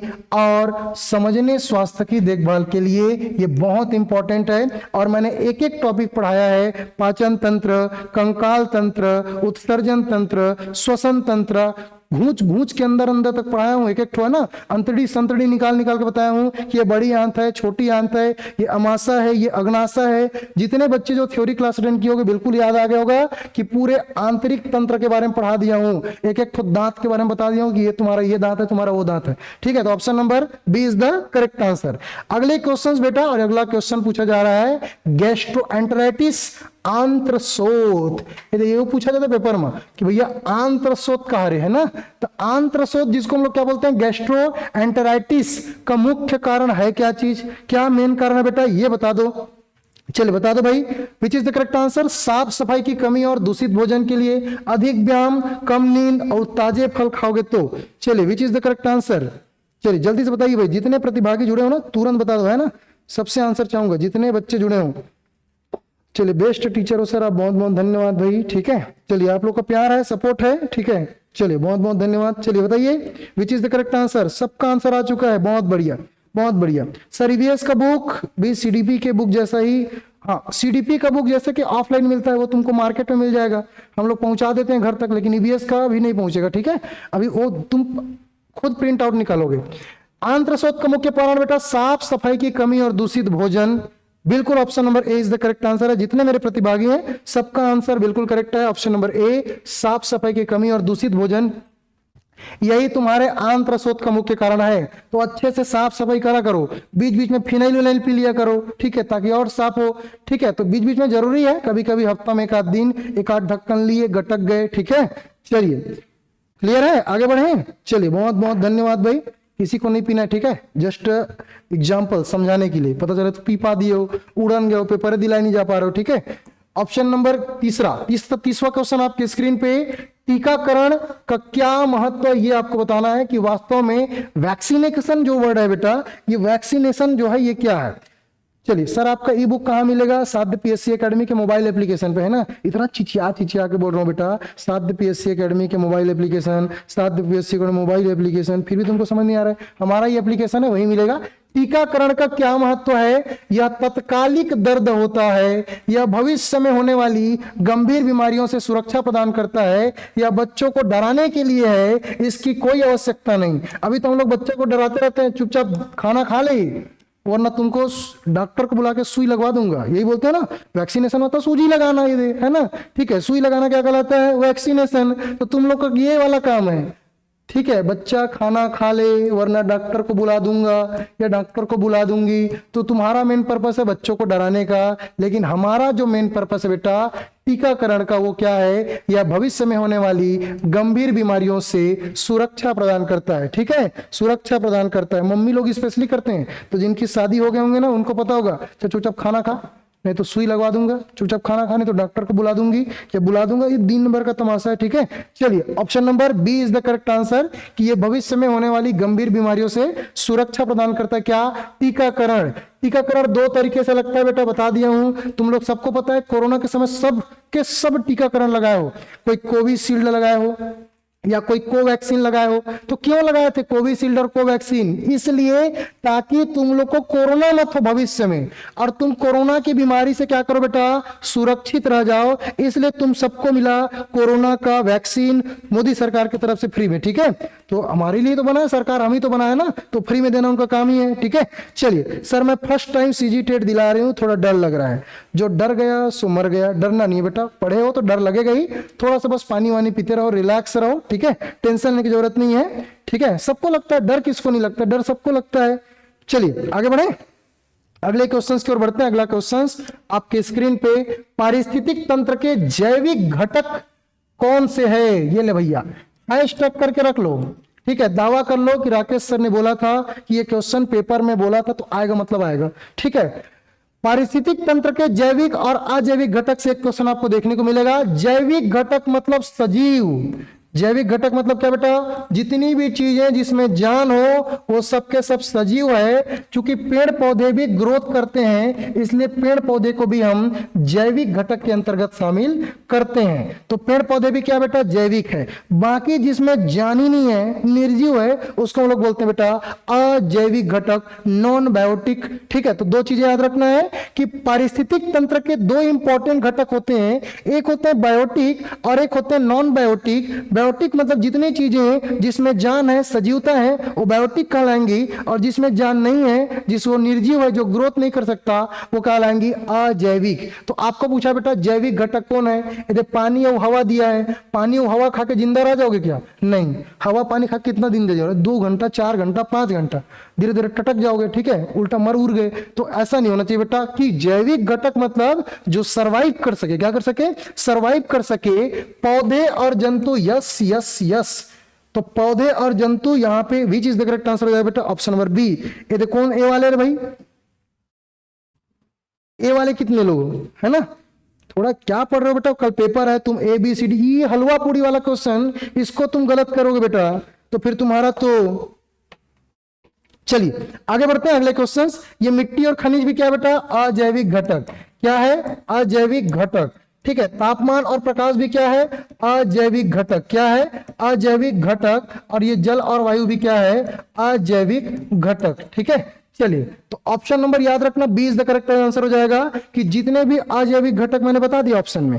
ठीक है, चलिए अगले क्वेश्चन की ओर बढ़ते हैं। खाद्य श्रृंखला, फूड चेन। क्या बेटा? फूड चेन में ऊर्जा का प्राथमिक स्रोत क्या है? ऊर्जा का आपको प्राथमिक स्रोत क्या है ये आपको बताना है। ठीक है, चलिए सर जी आपके एकेडमी के मैराथन पढ़ के मैं फर्स्ट टाइम में ही वर्ग 3 के 90 नंबर से क्लियर की थी। सबका निकलेगा, जितने पर्यावरण पढ़ रहे हो ना, चुन चुन के मारूंगा, नहीं निकलेगा। ठीक है, एक एक बच्चों का निकलना चाहिए। जितने बच्चे लोग पर्यावरण की क्लास अटेंड कर रहे हो सबका निकलना चाहिए। और सबके लिए बता दूं, तुम लोगों के लिए मैंने स्पेशल गिफ्ट रखा है। सबके सब, चाहे तुम्हारा 76 नंबर आए, चाहे 91 नंबर आए, चाहे 149 नंबर आए, निकल तो गया। ठीक है, अब जितने लोग आएगा चुपचाप भेज देना, यहाँ पे लिस्ट बना लूंगा और इसमें से 10 बच्चों का निकालूंगा और उन बच्चों को साध्य पीएससी एकेडमी के मोबाइल एप्लीकेशन पे सहायक शिक्षक भर्ती की कोर्स फ्री, ठीक है, बिल्कुल फ्री आपको मिलने वाला है। तो याद रखना है, बस आपको है ना अवगत रहना है। तो खाद्य श्रृंखला में ऊर्जा का प्राथमिक स्रोत क्या है? शाकाहारी जीव, सूर्य का प्रकाश, मांसाहारी जीव या अपघटक? चलो बेटा बता देता हूं कि ऊर्जा का प्राथमिक स्रोत क्या है। सोर्स के बारे में पूछा गया बेटा कि प्राथमिक स्रोत क्या है। चलो बहुत सारे बच्चों का आंसर कंफ्यूजन वाला था, यहाँ पे देख रहा हूं मैं। ठीक है, बहुत बढ़िया भाई, बहुत बढ़िया। चलिए कहां से मिलेगा? स्रोत किसको बोलते बेटा? स्रोत मतलब जहां से ऊर्जा आती है। चलिए थोड़ा सा कॉन्सेप्ट वाला चीज है, कॉन्सेप्ट बता देता हूं। ये हमारा हो गया सूर्य देव भगवान, सूर्य नारायण जय हो। ठीक है, ये हमारा सन है। क्या है? सन। सन से निकलती बेटा अल्ट्रा वायलेट किरणें। क्या निकलती है? अल्ट्रा वायलेट किरणें। क्या निकलती है? UV ray. ठीक है, आपको याद रखना है। परम बैंगनी किरणें कहां से निकलती बेटा? सन से निकलती है। अब जब सन से निकलती है तो ये सन से निकल के, चूंकि यहाँ पे नीचे में क्या है, बहुत सारे पेड़ पौधा, कीड़ा मकोड़ा, इन सबको क्या मिलता है यहाँ से? एनर्जी। तो ऐसी इनको नहीं मिल गया, यहाँ से ये क्या करता है? प्रकाश संश्लेषण की क्रिया करता है। कैसी क्रिया करता है? प्रकाश संश्लेषण की क्रिया करता है। तो तुम्हारा स्रोत क्या है? स्रोत है बेटा सूर्य भगवान। कौन है? सूर्य भगवान। तो ये सूर्य की प्रकाश। अब इन्हीं सूर्य की भगवान की प्रकाश से बेटा ये जितने आपको दिखाई दे रहे हैं ना, ये पेड़ पौधे ग्रोथ करेंगे और पेड़ पौधे क्या होंगे? बड़े हो जाएंगे। ठीक है, चलिए बहुत बहुत धन्यवाद भाई। साध्य PSC academy, one of the best academy, बहुत बहुत धन्यवाद। चलिए आगे बढ़ते हैं अगले क्वेश्चंस की ओर। अगला प्रश्न आपकी स्क्रीन पे, खाद्य जाल, फूड वेव। फूड वेव किसे कहते हैं? अभी फूड चैन बता रहा था ना, अब ये फूड वेव है। दोनों वर्ड को समझना है, छोटी छोटी बातें, छोटी छोटी टर्मिनोलॉजी। ठीक है, ये बिल्कुल टेंशन मत ले भैया रमेश कुर्रे जी, अभी तुम है ना यहाँ देखते रहो, अभी तुम देखते रहो, बहुत टेंशन लेने की जरूरत नहीं है। अभी just like this that questions, ये तुम काहे टेंशन ले रहे हो? पूरा ऐसा सा क्वेश्चन लेकर आया हूं कि वाट लग जाएगी। कथन कारण वाले प्रश्न है। ठीक है, बहुत बड़े बड़े क्वेश्चन, कूट वाले प्रश्न आपको देखने को मिलेंगे। ये दे, ठीक है, तू टेंशन नहीं लेना, बस धैर्य बना के रखो। क्योंकि पर्यावरण का पूरा मैराथन ले रहा हूं तो धीरे धीरे गियर चेंज करते जाऊंगा। तो छोटा क्वेश्चन, बड़ा क्वेश्चन सब देखने को मिलेगा। ये देखो कितना बड़ा क्वेश्चन। तो कूट वाले प्रश्न, कारण वाले प्रश्न सब आपको दिखाई देंगे। टेंशन लेने की जरूरत बिल्कुल नहीं है, बस धैर्य बना के रखो। पहले बेसिक चीजें क्लियर करा रहा हूं, जैसे ही बेसिक चीजें क्लियर हो जाएगी तुम्हारी खोपड़ी में बड़े बड़े कॉन्सेप्ट घुसा दूंगा। ठीक है, चलिए देखो भैया, फूड वेब क्या है? फूड वेब मतलब एक सीधी श्रृंखला को हम फूड वेब बोलेंगे, या अनेक खाद्य श्रृंखलाओं के परस्पर जुड़े हुए जाल को बोलेंगे, या केवल पौधे के समूह को बोलेंगे, या केवल समुद्र के जीव को बोलेंगे। फूड वेब में क्या होता है पता है? जैसे कि खाद्य श्रृंखला में हम क्या पढ़ते हैं कि घास फूस को कीड़ा मकोड़ा खा रहा है, कीड़े मकोड़े को टिड्डा खा रहा है, टिड्डा को कोई यऊ खा रहा है, लोमड़ी खा गया कि खरगोश खा गया, खरगोश को लोमड़ी खा रहा है और लोमड़ी को शेर खा रहा है। एकदम सीक्वेंस से चलता है। खाद्य श्रृंखला में क्या चलता है? सीक्वेंस से। उसको वो खाया, उसको वो, लाइक दैट। घास, घास को खा गया कौन? टिड्डा, टिड्डा कौन खा गया? खरगोश, खरगोश को कौन खा गया भाई? लोमड़ी, कौन खा गया? लोमड़ी, लोमड़ी कौन खा गए? शेर खा गया। ठीक है, ये खाद्य श्रृंखला है। क्या है? खाद्य श्रृंखला। ये खाद्य जाल बोला गया है ना, खाद्य जाल। अब यहां पे क्या होता है पता है? उसको वो खा रहा है, उसको वो खा रहा है, ठिकाना नहीं है कौन किसको खा रहा है। ठीक है, इसमें मतलब ना पूरी तरीके से बहुत सारे खाद्य श्रृंखला रहेंगे। ये खरगोश को आदमी खा दिया, आदमी लोग भी खाते हैं खरगोश को, यदि आदमी लोमड़ी खा दिया, यदि शेर का मन किया खरगोश खा दिया। ठीक है, टिड्डा खा दिया, लोमड़ी, इधर उधर कोई भी किसी खा रहा है, उसको बोलते हैं बेटा फूड वेब। क्या बोलते हैं? Food web. ठिकाना नहीं रहता। अनेक खाद्य श्रृंखला के परस्पर जुड़े हुए जाल को बेटा हम लोग क्या बोलते हैं? खाद्य जाल बोलते हैं। क्या बोलते हैं? खाद्य जाल बोलते हैं। उम्मीद है कि आपका कॉन्सेप्ट एकदम क्लियर हो गया होगा कि खाद्य श्रृंखला क्या है और खाद्य जाल। खाद्य श्रृंखला में एकदम सीक्वेंस है, वो उसको खाएगा, उसको खाएगा, उसको खाएगा, वो उसको खाएगा। उत्पादक को प्राथमिक उपभोक्ता, प्राथमिक उपभोक्ता को द्वितीयक उपभोक्ता, द्वितीयक उपभोक्ता को तृतीयक उपभोक्ता। लेकिन इसमें कोई ठिकाना नहीं, कोई किसी भी खा सकता है। ठीक है, चलिए आगे बढ़ते हैं अगले क्वेश्चन की ओर। अगला प्रश्न आपकी स्क्रीन पे, पदार्थों का चक्रण। पदार्थों का चक्रण, साइकिलिंग ऑफ मैटर क्यों आवश्यक है? ये बता दो बेटा। एक और टॉपिक से क्वेश्चन है, चलिए चलिए बताइए। एकदम क्लियर हो गया सर? ठीक है, बहुत बहुत धन्यवाद भाई। चलिए बताइए, यहां बताइए भाई जितने प्रतिभागी हैं, पदार्थों का चक्रण, साइकिलिंग ऑफ मैटर क्यों आवश्यक है? पर्यावरण में पोषक तत्वों का संतुलन बनाए रखने के लिए, कचरा बढ़ाने के लिए, ऊर्जा खत्म करने के लिए, या केवल पौधे के लिए? ये मैं YouTube में डलवा दूंगा, एक बार और रिवाइज कर लेना। ठीक है, जिन लोगों का रिवाइज करना होगा ना तो बाद में रिवाइज कर लेना। ठीक है, अलग से पर्यावरण का एक बना के सबके लिए डलवा दूंगा। बिल्कुल देख लेना और कमेंट करके उसमें आंसर देना कि वीडियो कैसा लगा आप लोगों को। ठीक है, चलिए बताइए भाई। पदार्थों का चक्रण पर्यावरण में पोषक तत्वों का संतुलन बनाए रखने के लिए बहुत इंपॉर्टेंट है, इसलिए option number A is the correct answer. ठीक है सर, पोषक तत्वों का संतुलन बनाए रखने के लिए क्या मतलब है? पोषक तत्वों का संतुलन करने का मतलब ये बेटा कि हमारे पर्यावरण में बहुत सारे पोषक तत्व हैं। ऑक्सीजन है, नाइट्रोजन है, फास्फोरस है, सल्फर है। ठीक है, ये सभी ना जरूरी है किसी न किसी चीज के ग्रोथ करने के लिए, पेड़ पौधे के लिए। अब पेड़ पौधे के लिए तो जरूरी ही है, साथ ही साथ आसपास जितने भी जैविक घटक हैं, और ये सभी जितने जैविक घटक हैं सब किस पे डिपेंड करते हैं? पोषक तत्वों पे डिपेंड करते हैं। इसलिए संतुलन हमारे लिए क्या है? जरूरी है। जैसे कि कार्बन चक्र हम लोग पढ़ेंगे, ऑक्सीजन चक्र, नाइट्रोजन चक्र, अभी आपको भू रासायनिक चक्र भी पढ़ाऊंगा, टेंशन लेने की जरूरत नहीं है। अगला क्वेश्चन, ये भी हैशटैग कर लो भाई, पेपर में पूछा जाएगा। अजैविक घटक में क्या शामिल है? चलिए बता दीजिए, अजैविक घटक में क्या शामिल है? जितने भी मेरे शेरनी हो सबके सब आंसर दो कि अजैविक घटक में क्या शामिल है। अब उम्मीद है कि कॉन्सेप्ट क्लियर हो गया। थोड़ा सा अब हाइट है ना, थोड़ा सा क्वेश्चंस बढ़ाएंगे। चलिए थोड़ा सा क्वेश्चंस को बढ़ाने की कोशिश करेंगे थोड़ा सा। ठीक है, चलिए आंसर दीजिए भाई जितने प्रतिभागी जुड़े हो। अजैविक घटक में बेटा सूक्ष्म जीव शामिल है क्या? नहीं सर, सूक्ष्म जीव तो भैया सजीव होता है, और सजीव चीज आपने बताया है सर, ये जैविक घटक होते हैं। वर्षा और तापमान, कीड़े मकोड़े, पक्षी। तो option number B is the correct answer बेटा, कि बाकी चीजें सब सजीव है, और जितनी चीजें सजीव है उसको मैंने क्या बोला है? तो जितनी चीजें सजीव है उसको मैंने क्या बोला है? वो जैविक कंपोनेंट है, वो सबके सब एबियोटिक कंपोनेंट है। ठीक है, चलिए, और यहाँ पे आपको नॉन बायोटिक या एबियोटिक क्या दिया है? वर्षा और तापमान। ये तापमान कम से कम 1000 बार पूछा जा चुका है सीजी टेट, सहायक शिक्षक भर्ती और सी टेट के एग्जाम में, तो बिल्कुल आपको ध्यान रखना है कि तापमान क्या बेटा? अजैविक घटक है, उसमें कोई सजीवता नहीं होती। ठीक है, अगले क्वेश्चंस आपके स्क्रीन पे, और तुम लोग बार बार चिल्ला चिल्ला के पूछ रहे हो कि सर कथन कारण वाले प्रश्न करा दीजिए, कथन कारण वाले प्रश्न करा दीजिए। ये लो भैया कथन कारण वाले प्रश्न। कथन ये बोला जा रहा है बेटा कि पर्यावरण अध्ययन एक एकीकृत विषय है क्या? ये पूछा गया है कि बताइए कि पर्यावरण जो है हमारा ये है ना, ये पर्यावरण अध्ययन क्या एकीकृत विषय है क्या? इसमें विज्ञान और सामाजिक अध्ययन दोनों के सरोकारों को शामिल किया गया है क्या? ठीक है, चलिए बता दीजिए। धन्यवाद संगीता जी। चलिए बताइए भाई, हाँ तुम तो खुद बायोटिक हो, ठीक है वर्षा, वेरी गुड, बायोटिक, हाँ ऐसे याद रखना है कि मैं बायोटिक हूँ, तुम सबके सब नॉन बायोटिक हो, ठीक है। चलिए अब यहाँ तो कोई है नहीं, ठीक है, तो जितने भी हैं जो लकड़ी है, रिमोट है, टीवी है, कैमरा है, ये बोर्ड है, सब पे सब क्या हो जाएगा, है ना, अबायोटिक। चलिए बहुत बढ़िया, सबका आंसर आ चुका है कि पर्यावरण अध्ययन एक एकीकृत विषय है। बिल्कुल सही है, क्योंकि इसमें हम लोग पर्यावरण पढ़ रहे हैं। अभी थोड़ा देर बाद इसमें हम लोग बायोलॉजी पढ़ रहे थे, बीमारी, कुछ देर बाद फिजिक्स पढ़ेंगे, कुछ देर बाद केमिस्ट्री पढ़ेंगे, कुछ देर बाद इसको सामाजिक विज्ञान पढ़ रहे थे, दहेज प्रथा, बाल विवाह, बाल श्रम, चोरी।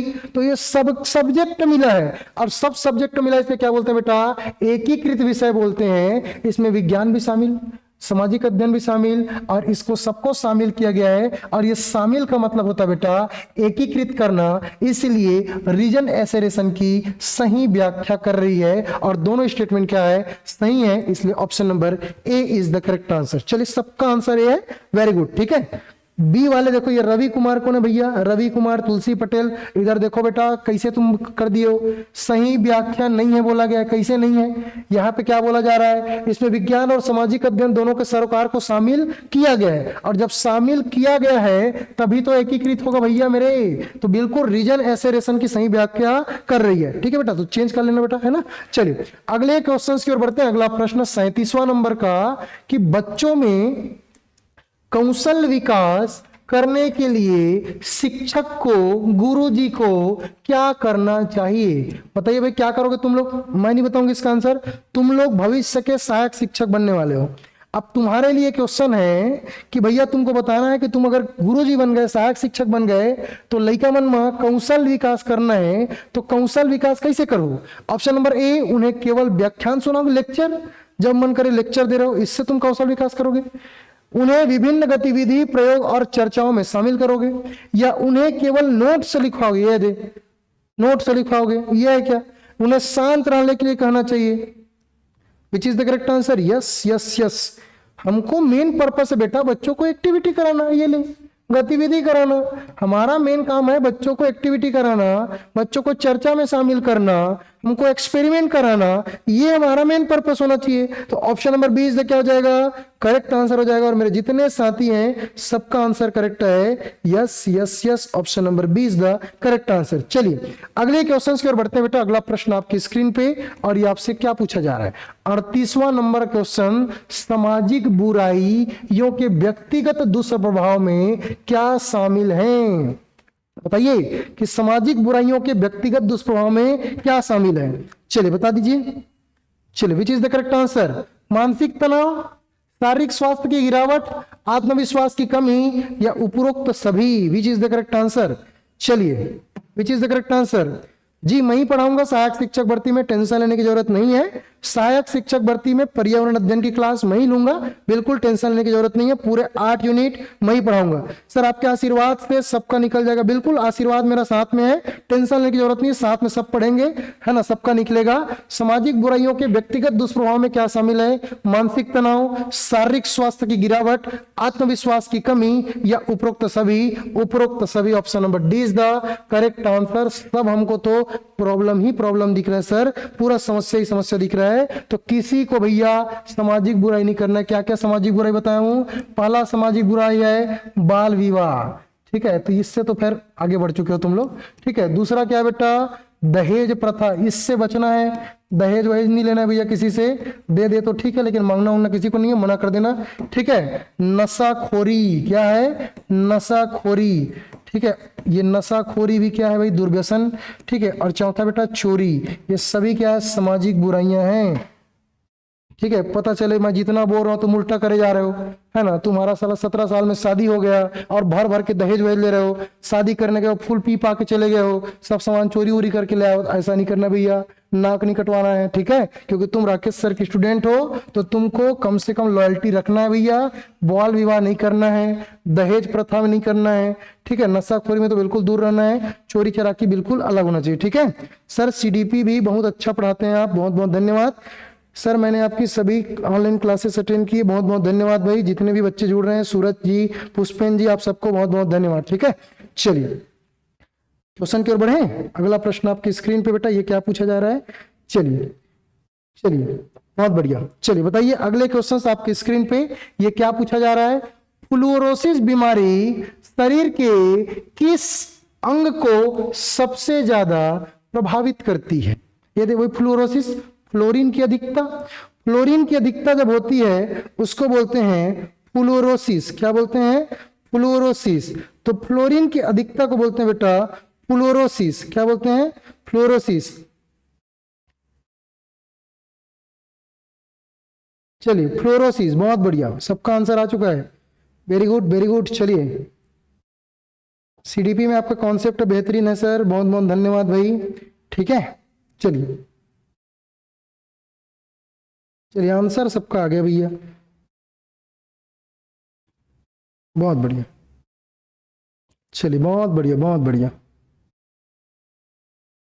चलिए दिल खुश कर दिया है ना। और मुझे क्या चाहिए, टीचर को क्या चाहिए कि उसके बच्चे आंसर सही सही दे, उसका पेपर निकल जाए, उनकी नौकरी निकल जाए। बस एक टीचर यही चाहता है। मैं तुम लोगों से यही चाहता हूं कि तुम लोग का कल सीजीटेट 120 सुपर नंबर आ जाए। ठीक है, पर्यावरण में 30 में 30 करके आना है। ठीक है, चलिए बहुत बढ़िया भाई, बहुत बढ़िया। आगे बढ़े? Yes sir. चलिए बहुत बढ़िया सर। एसएसटी क्लास इस क्लास के बाद, हाँ इसके बाद आपकी एसएसटी क्लास होगी। ठीक है, चलिए बहुत इंटरेस्टिंग क्लास रहती है सर, बहुत बहुत धन्यवाद। ठीक है, तो फ्लोरीन की अधिकता के कारण बेटा, फ्लोरीन की अधिकता के कारण फ्लोरोसिस रोग होता है। और ये फ्लोरोसिस जो है दांत और हड्डी को नुकसान पहुंचाता है। फ्लोरीन का परमाणु क्रमांक बेटा 9 होता है। ठीक है, क्या होता है? 9। और ये जैसे ही पानी में मिलता है फ्लोराइड बनाता है और आपकी दांत और हड्डी क्या करता है? नुकसान पहुंचाता है। तबो झल्ला बता दो कि 2 तारीख के छत्तीसगढ़ी में बता दो। ठीक है, कि 2 तारीख से साध्य पीएससी एकेडमी सहायक शिक्षक भर्ती प्रयोगशाला व्याख्याता के नया बैच स्टार्ट करे थे। ठीक है, आप सबो संगवारी मन बिल्कुल पार्टिसिपेट करना है, बिल्कुल तैयारी अपन कंटिन्यू रखना है। ठीक है, चलिए अगला क्वेश्चन बेटा स्रोत के अनुसार। ठीक है, चलिए आपको बताना है शिक्षण कार्य में चित्रों को पढ़ना क्यों महत्वपूर्ण है, ये आपको बताना भैया। चलिए शिक्षण कार्यों में, ठीक है, चलिए बताइए जितने ही बच्चे का आंसर आ रहा है। हम तो फेल होने वाले हैं सर। ठीक है, चलिए ऐसा शौक मत पालो भाई। ठीक है, चलिए बताइए शिक्षण कार्यों में चित्रों को पढ़ना क्यों महत्वपूर्ण है। Option number A, B, C and D. इसमें कक्षा रंगीन दिखती है, अमूर्त अवधारणा को मूर्त रूप से समझने में मदद करती है, या चित्र बनाने में समय बच जाता है भैया, या केवल छोटे बच्चों के लिए है? नहीं है, समय बचा क्या ही कर लोगे? नहीं है बेटा। इसमें कक्षा रंगीन दिखती क्या? नहीं। ये क्या है बेटा? अमूर्त अवधारणा को, अमूर्त मतलब जो चीजें दिखाई नहीं देती, जिसको सिर्फ हम लोग क्या कर सकते हैं? महसूस कर सकते हैं। तो जिन चीजों को हम लोग महसूस कर सकते हैं उन महसूस करने को बोलते हैं अमूर्त अवधारणा, और जिसको हम लोग देख सकते हैं उसको बोलते हैं मूर्त। सरल भाषा में समझा दूंगा। मूर्त मतलब याद रखना मूर्ति, मूर्ति मतलब जैसे दुर्गा मैया की मूर्ति हो गए, गणेश भगवान की मूर्ति हो गए, बोला देखदार हो नहीं, देखो देखदार था ना।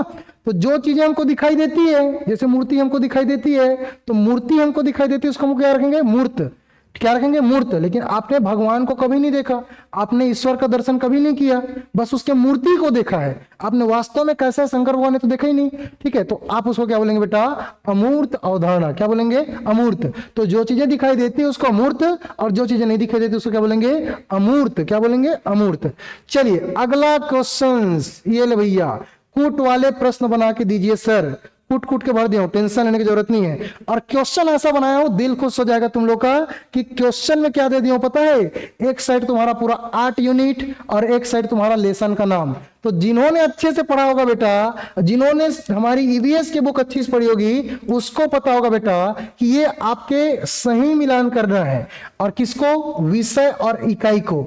एक साइड कुछ विषय दिए, लेसन का नाम, अध्याय का नाम, और एक साइड दिया है यूनिट का नाम, कि किस यूनिट में कौन सा अध्याय है। बताइए चौथा यूनिट में क्या है, छठवां यूनिट में क्या है, सातवां यूनिट में क्या है। सर ऐसा भी क्वेश्चन पूछा जा सकता है क्या? बिल्कुल पूछा जा सकता है भाई, व्यापम कुछ भी कर सकता है। ठीक है, तो आपको पूरी तरीके से दिमाग खोल के जाना है। ठीक है, पूरी तरीके से खोल के जाना है बेटा। तो यूनिट 4 में दिया है क्या, यूनिट 6 में क्या दिया है, और यूनिट 7 में क्या दिया है। चलिए बहुत बढ़िया क्वेश्चन है। तो मैं चाहूंगा जितने बच्चे जुड़े हुए हैं सभी इसका आंसर देंगे, और जिन लोग को नहीं पता अभी भी समय है, मैं बार बार बोल रहा हूं अभी भी समय है, सहायक शिक्षक भर्ती की परीक्षा नहीं हुई है, आने वाले समय पे सहायक शिक्षक भर्ती होना है।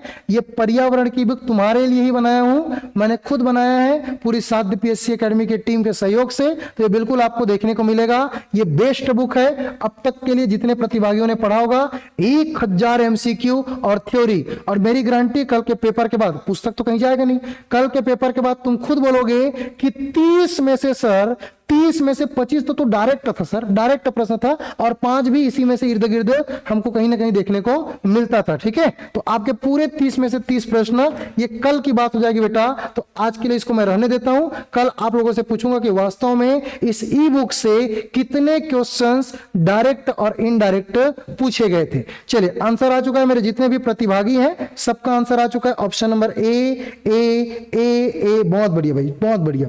चलिए, बहुत बढ़िया, सबका आंसर आ चुका है भाई, जितने भी प्रतिभागी हैं। बहुत बेहतरीन यार, दिल खुश हो गया। यस, ठीक है। चलिए अगले क्वेश्चंस की ओर बढ़ते हैं। अगले क्वेश्चंस, उससे पहले बता दूं कि परिवार और सामाजिक बुराई कहां दिया है बेटा, ये आपको देना है इकाई 6 में।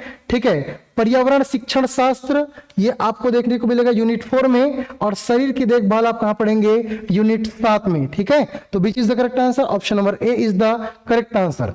अगला क्वेश्चंस, पर्यावरण के प्रति बच्चों की रोचकता बढ़ाने के लिए क्या उपयोगी है, क्या उपयोगी है भाई। ठीक है, चलिए, किस यूनिट में कौन से टॉपिक इंटर करता है ये पूछा गया। ठीक है, अध्याय का नाम डायरेक्ट नहीं पूछा गया कि भैया अध्याय 4 में क्या है, अध्याय 6 में, ये नहीं, कि उस टॉपिक से रिलेट कौन कर रहा है ये पूछा गया है। ठीक है, चलिए सर बुक बहुत अच्छा है, बहुत बहुत धन्यवाद किरण। चलिए बताइए, पर्यावरण के प्रति बच्चों की रोचकता बढ़ाने के लिए तुम क्या करोगे। Option number A, B, C and D, कठिन कठिन शब्द दे दोगे क्या, या परिवेश से जुड़े अनुभव कराओगे, या केवल होमवर्क दोगे, ये तुम्हारा काम है। होमवर्क देंगे नहीं तो कूटते तक मारेंगे बांध के, है ना, कैसे नहीं किया होमवर्क। ठीक है, तो ऐसा नहीं करना बेटा, हमको क्या करना है, एज अ टीचर, कल के डेट में तुम लोग गुरुजी बन जाओगे, परिवेश से जुड़ा आसपास की जो भी चीजें हैं ना उनके बारे में बच्चों को बताओगे कि सामाजिक, है ना, सामाजिक चीजें क्या है, आर्थिक चीजें क्या है, प्राकृतिक चीजें क्या है, सांस्कृतिक चीजें क्या है। तो हम परिवेश से जुड़ के चीजों क्या करेंगे, वास्तविक अनुभव से बच्चों क्या करेंगे, शिक्षा प्रदान करेंगे। चलिए, एक टॉपिक है बेटा चर्चा, जिसको बोलते हैं डिस्कशंस। ये डिस्कशन विधि लाभ है, ये आपसे पूछा गया है। चलिए चलिए चलिए भाई, चलिए जितने बच्चे हैं सब आंसर देंगे। इसमें शोर बढ़ता है, चर्चा में शोर बढ़ता है क्या, इसमें बच्चों में तर्क करने और विचार करने की क्षमता आती है, या यह शिक्षक के लिए आसान है, या इसमें समय अधिक लगता है। Which is the correct answer. चलिए बताइए भाई, जितने मेरे प्रतिभागी है ना सबके सब आंसर देंगे, कौन सा करेक्ट आंसर है। चलिए बहुत बढ़िया भाई, सबका आंसर आ चुका है, बहुत बढ़िया। चलिए बहुत बढ़िया। सर आपका नाम क्या है, ये क्या कर रहा है भाई तू इतना दिन से। ठीक है सर, आपका नाम क्या है। ठीक है, चलिए अब तुम ही बताना मेरा कमेंट करके मेरा नाम क्या है। ठीक है, अब मैं नहीं बताऊंगा भाई तुमको कि मेरा नाम मैं कैसे बताऊंगा, तुम लोग जानोगे ना मेरा नाम क्या है। अब कुछ बच्चे जो नए जुड़ रहे हैं, ठीक है, चलिए बहुत बढ़िया। ठीक है, चलिए बहुत बढ़िया बेटा, इसमें बच्चों में तर्क करने और विचार व्यक्त करने की क्षमता आती है। Option number B is the correct answer. ठीक है, तो डिस्कशन मतलब ऐसा होता है कि हमने ग्रुप डिस्कशन कर लिया, अपनी अपनी राय दे रहा है, वो अपना विचार बता रहा है, वो अपना विचार बता रहा है, वो अपना विचार बता रहा है, तो अपनी अपनी विचारों को क्या कर रहा है बेटा। ठीक है, चलिए अगले क्वेश्चन की ओर बढ़ते हैं। अगला प्रश्न आपके स्क्रीन पे 44 नंबर क्वेश्चन कि बाल्यावस्था में पर्यावरण को समझने का आधार क्या है। आधार, ठीक है, आधार क्या है। चलिए चलिए चलिए भाई बता दीजिए कि बाल्यावस्था में पर्यावरण अध्ययन की, ठीक है, बताइए इसके बारे में बताएंगे बेटा कि बाल्यावस्था में पर्यावरण को समझने का आधार क्या है। यस यस यस, कल्पना शक्ति है, या प्रत्यक्ष अनुभव, या किताब,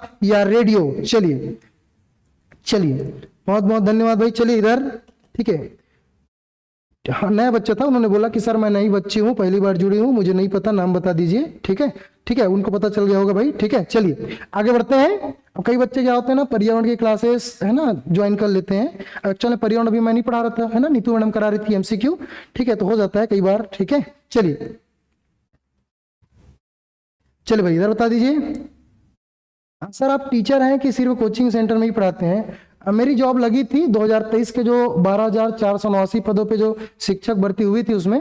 अब मैंने 6-7 महीना ड्यूटी किया। उस समय मेरे को बस्तर संभाग मिला था, सुकमा क्षेत्र। ठीक है, कुछ महीने मैंने बच्चों को पढ़ाया, 6 महीने।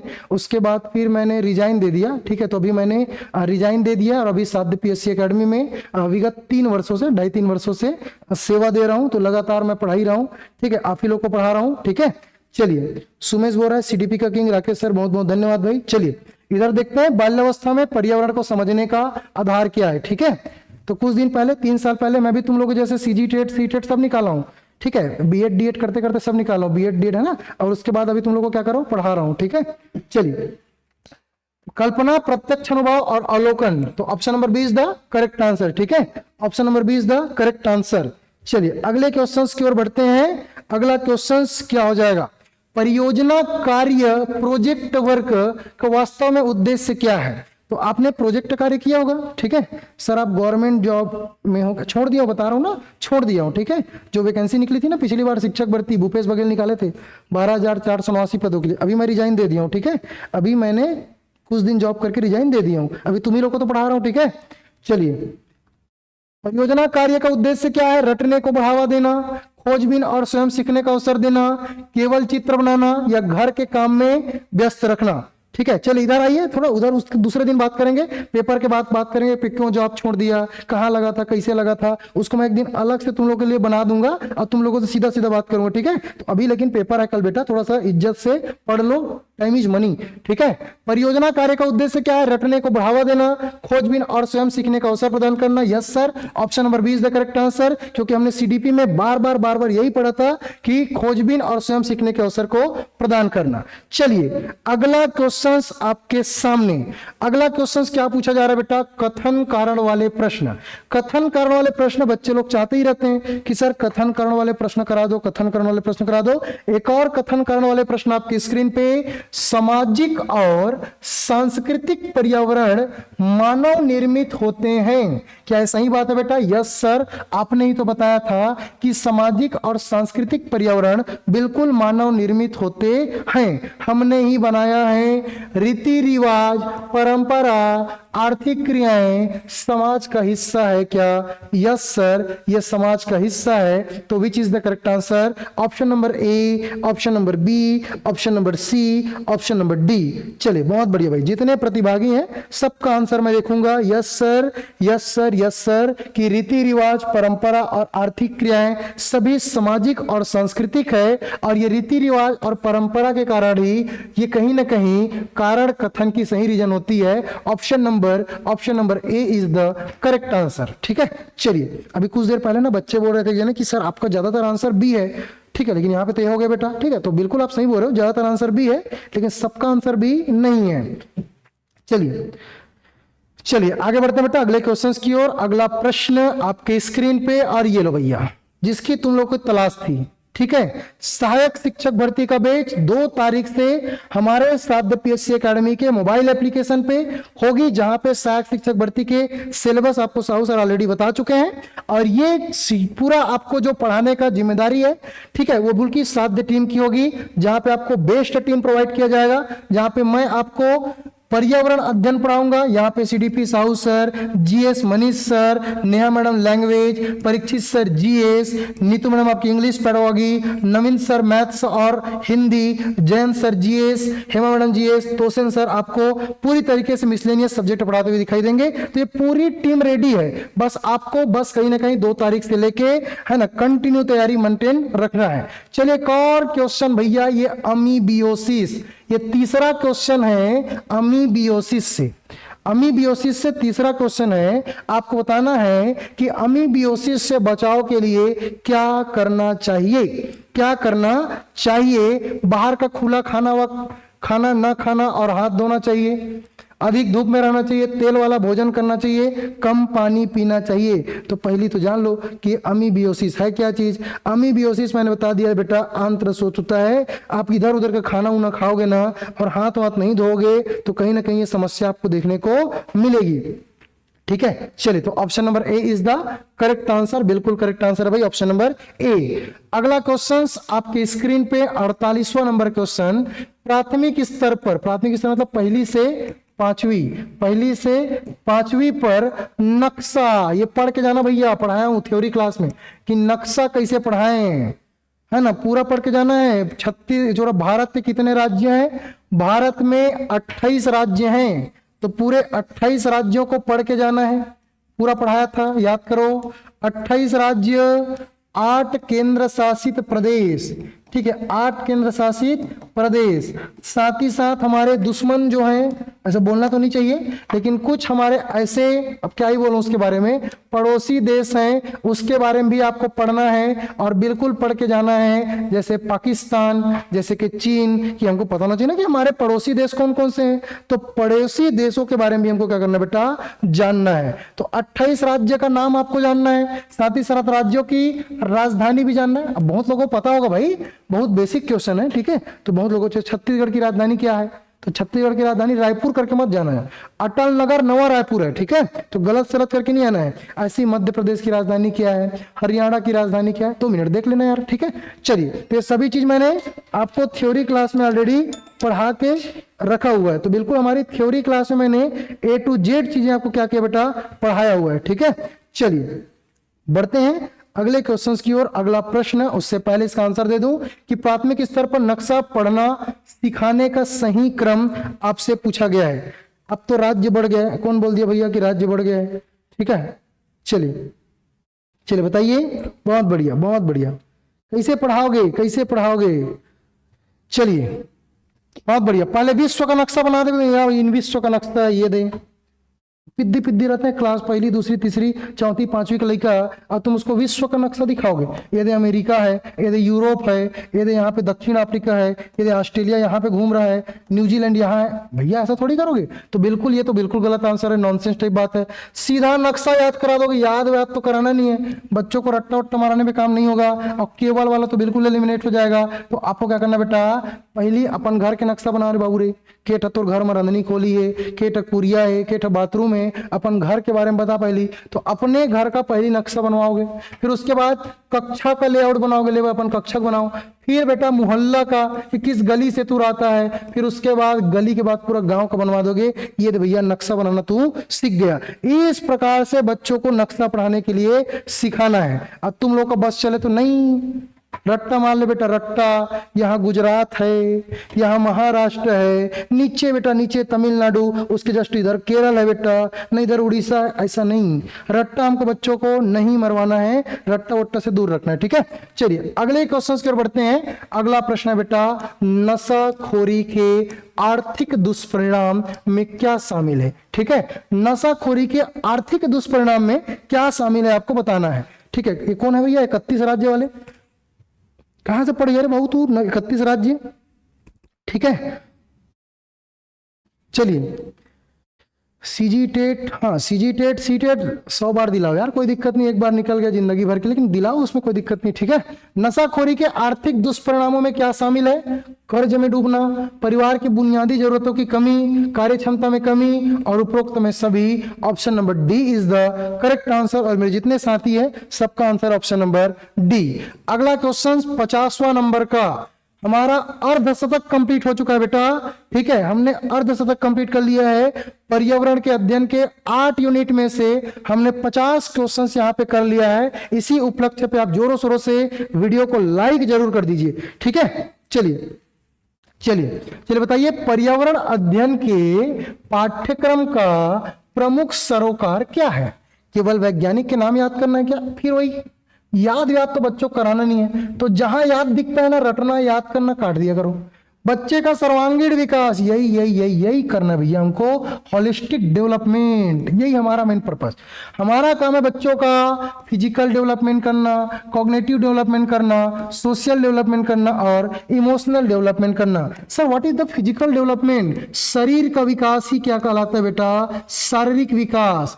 बुद्धि का विकास क्या कहलाता है बेटा? संज्ञानात्मक विकास, कॉग्निटिव डेवलपमेंट। सोशल डेवलपमेंट मतलब बेटा बच्चों के अंदर सामाजिक भावना को जागृत करना, और इमोशनल डेवलपमेंट मतलब होता है बेटा भावना विकसित करना, संवेदना विकसित करना। तो PCS ही क्या कहलाता है? सर्वांगीण विकास और संवेदनशीलता। ठीक है, चलिए तो ऑप्शन नंबर क्या हो जाएगा बेटा? B is the correct answer.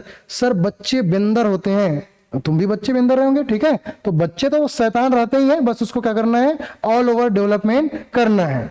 चलिए रे भैया, किसका किसका कमेंट आ रहा था कि बहुत एक एक लाइन वाला, दूधी लाइन वाला क्वेश्चन करा रहे हो। बड़का वाला क्वेश्चन स्टार्ट हो गया है। अब यहां से थोड़ा सा गियर लास्ट गियर में पहुंच चुका है। अब यहां पे खतरनाक वाला क्वेश्चंस अरेंजमेंट वाले आपको देखने को मिलेंगे। ये क्वेश्चंस आपकी स्क्रीन पे बेटा, और ये क्वेश्चन आपसे क्या पूछा जा रहा है, स्टार मार्क लगा लीजिए। ऐसे क्वेश्चंस आपको एग्जाम में देखने को मिलते हैं, और जो राकेश सर पढ़ाए तो बिल्कुल देखने को मिलेगा भाई। ठीक है, चलिए कुछ महत्वपूर्ण दिवस, कुछ तिथियां आपकी स्क्रीन पे हैं, कौन कौन से दिवस हैं, कौन कौन से तिथियां हैं, ये आपको मैच करना है। 22 मार्च को क्या मनाते हैं सर? मेरा बर्थडे क्या? नहीं। 5 जून को मेरा बर्थडे क्या? नहीं। 2 फरवरी को क्या? नहीं। 22 अप्रैल को क्या? नहीं। सर हम 5 जून को मनाते हैं सर विश्व पर्यावरण दिवस, इसको तो हमको पता है सर। और जहां हमको ये पता है सर, तो 1 और 2 हो जाएगा, तो ये दोनों आंसर तो गलत है। फिर दोनों आंसर क्या है? गलत है। पृथ्वी दिवस याद रखना बेटा 22 अप्रैल। क्या? 22 अप्रैल। सर कैसे याद रखेंगे? यहाँ पे 22 मार्च भी दिया है, और 22 मार्च बेटा जल दिवस मनाते हैं। क्या मनाते हैं? जल दिवस मनाते हैं। और विश्व आर्द्रभूमि दिवस 2 फरवरी। सर को ट्रिक है क्या? ट्रिक ट्रिक ट्रिक, कुछ ट्रिक होगा तो बता दीजिए। यस बेटा बता देता हूं ट्रिक, क्योंकि यहां पे आपका दिया है 22 मार्च। क्या दिया है? 22 मार्च। कुछ देर बाद बेटा 22 अप्रैल भी दिया है। क्या दिया है? 22 अप्रैल। कुछ देर बाद दिया सर 22 मई भी देगा बेटा, ये दे। तीन तीन तो 22 22 22 मार्च अप्रैल मई, कंफ्यूज आ गए पेपर में, उल्टा सुल्टा करके खत्म करके आ गए पेपर में। तो ऐसा नहीं होना चाहिए, क्योंकि मेरे रहते हुए बिल्कुल गलत नहीं करोगे। याद रखना बेटा आपको ट्रिक, और ये ट्रिक आपको बता देता हूं। पृथ्वी दिवस क्या है? पृथ्वी दिवस। सर इसमें क्या ट्रिक है? इसमें ट्रिक ये बेटा, इसमें ट्रिक ये है, अप्रैल में प है और पृथ्वी भी क्या है? प है। दोनों में रारे पे, इसमें ऋषि करी है, इसमें आधा रा है। तो बिल्कुल ट्रिक याद रखना, 22 अप्रैल पृथ्वी दिवस, प और आधा रा, यहाँ पे प और आधा रा, हालांकि वहां ऋषि करी है। तो बिल्कुल गलत नहीं करना है। यहाँ पे अप्रैल में मनाएंगे पृथ्वी दिवस, मई में मनाते हैं बेटा जैव विविधता दिवस। क्या मनाते हैं? जैव विविधता दिवस। क्या मनाएंगे? जैव विविधता, बायोडाइवर्सिटी डे। क्या मनाते हैं? Biodiversity day. और मार्च को मनाते हैं बेटा जल दिवस। क्या मनाते हैं? जल दिवस, पानी दिवस। ठीक है, चलिए उम्मीद है कि बिल्कुल क्लियर हो गया होगा भाई। चलिए चलिए अब ये कमेंट करके बताना बेटा, थीम इस साल 2025 की थीम क्या थी? ये तुम्हारे लिए होमवर्क है। एक तो बता देता हूं, 5 जून विश्व पर्यावरण की दिवस की थीम क्या थी? इस साल की थीम थी बेटा प्लास्टिक को बढ़ावा नहीं देंगे, प्लास्टिक की कमी करेंगे। और आपको सबका थीम बताना है, सबकी विषय बताना है, और ये कमेंट करके बताएंगे। और नहीं कमेंट कर सकते हो तो बाद में गूगल मार लेना कि भैया 22 मार्च की थीम क्या थी। 2025 का याद रखना, 2026 पे तो अभी जनवरी चल रहा है। ठीक है, तो ये सब तो मिलेगा नहीं आपको। ठीक है, तो यहाँ पे आप 2025 के 1-2 कम से कम, ये पर्यावरण दिवस, विश्व जल दिवस, आर्द्रभूमि दिवस, ये सबकी थीम आपको पता करनी है। ठीक है, चलिए अगले क्वेश्चन, और इसके हिसाब बेटा इससे करेक्ट आंसर क्या हो जाएगा? Option number B is the correct answer. ठीक है, चलिए अगले क्वेश्चंस की ओर बढ़ते हैं। अगला प्रश्न आपकी स्क्रीन पे। ठीक है, अगला प्रश्न आपके स्क्रीन पे। यहां पे 2025 को आपको करना है, 2025 को आपको करना है, क्योंकि मैं 2024 का कर दिया था। ठीक है, चलिए थीम पूछा गया है। देखो हर साल हम ना पर्यावरण दिवस मनाते हैं, हर साल बनाते हैं पर्यावरण दिवस 5 तारीख को। लेकिन इस साल जैसे कि हमने पर्यावरण दिवस मनाया, तो पर्यावरण दिवस की थीम क्या थी ये आपको पेपर में पूछेगा। तो पर्यावरण दिवस की थीम क्या थी ये आपको बताना है। ऐसे ही जल दिवस, पृथ्वी दिवस, आर्द्रभूमि दिवस की भी आपको थीम पता करना है। क्या पता करना बेटा? थीम पता करना है। ठीक है, तो ये बिल्कुल आप लोगों के लिए काम है। तो जितने भी प्रतिभागी जुड़े हुए हैं ये सभी आप लोग करेंगे। ठीक है, चलिए आगे बढ़े। यस सर, आगे बढ़ते हैं। चलिए अगला क्वेश्चन आपके स्क्रीन पे, और ये आपसे पूछा जा रहा है बेटा जड़ और तने की संरचना से संदर्भित प्रश्न। आपको बताना है कि जड़ और तने की संरचनात्मक विशेषताओं के संबंध में निम्नलिखित कथनों पर आपको विचार करना है। ठीक है, चलिए एक बार जोरों शोरों से लाइक कर दो तो यार, जितने प्रतिभागी जुड़े हो लाइक कर दो भाई। ठीक है, चलिए चलिए बहुत बढ़िया भाई। चलिए बताइए जड़ और तने की संरचनात्मक विशेषता के संबंध के बारे में बताइए। तो मैंने आपको बताया कि जड़ को कैसे पहचानोगे और तना को कैसे पहचानोगे। जो बेटा ऐसे नुकीला होगा ना, नुकीला, जिसकी निचली हिस्सा नुकीला होगा वो सब के सब क्या होंगे, जड़ होंगे। और जो इधर उधर फैला रहेगा, गोल रहेगा बेटा, वो गोल वाला क्या रहेगा बेटा, वो गोल वाला रहेगा तना। तो जड़ें धनात्मक गुरुत्वानुवर्ती होती है और जमीन के नीचे की ओर बढ़ती है।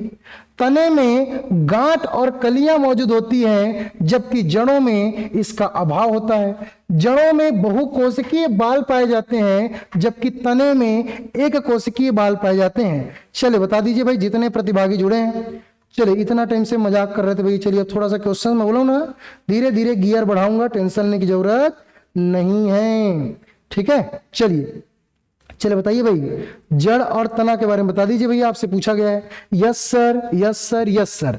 जो जड़ें होती है बेटा ये गुरुत्वानुवर्ती होती है, अगेंस्ट में होता है, और जो जड़ होती हैं वो जमीन के नीचे की ओर बढ़ती जाती है। और ताने में गांठ होती है, जैसे अदरक है ना, अदरक में क्या मिलेगा आपको, गांठ मिलेगा। ठीक है, और कलियां मौजूद होती है, जबकि जड़ों में इसका क्या होता है, अभाव होता है। दोनों स्टेटमेंट सही है। जड़ों में बहुकोशिकीय बाल पाए जाते हैं, जबकि तनों में एक कोशिकीय ऐसा नहीं है। तने में भी क्या पाए जाते हैं बेटा, बहुकोशिकीय बाल पाए जाते हैं। तो तीसरा स्टेटमेंट क्या है, गलत है। और जब तीसरा स्टेटमेंट गलत है तो option number A is the correct answer. बहुत लोग तुक्का मार दिए कि सर डी कर दो ना, ऑप्शन नंबर डी। नहीं बेटा, ऑप्शन नंबर डी नहीं करूंगा। ठीक है, क्योंकि बेटा जड़ों में एक कोशिकीय बाल पाया जाता है। कहां पाया जाता है, जड़ों में। ये वर्ड आपको दिखाई दे रहा है ना, इसको चेंज करना है। यहां तने में पाई जाती है बहुकोशिकीय और जड़ों में पाई जाती है एक कोशिकीय। बस आपको चेंज कर देना है। मैंने इसको चेंज कर दिया था कि जड़ों में बहुकोशिकीय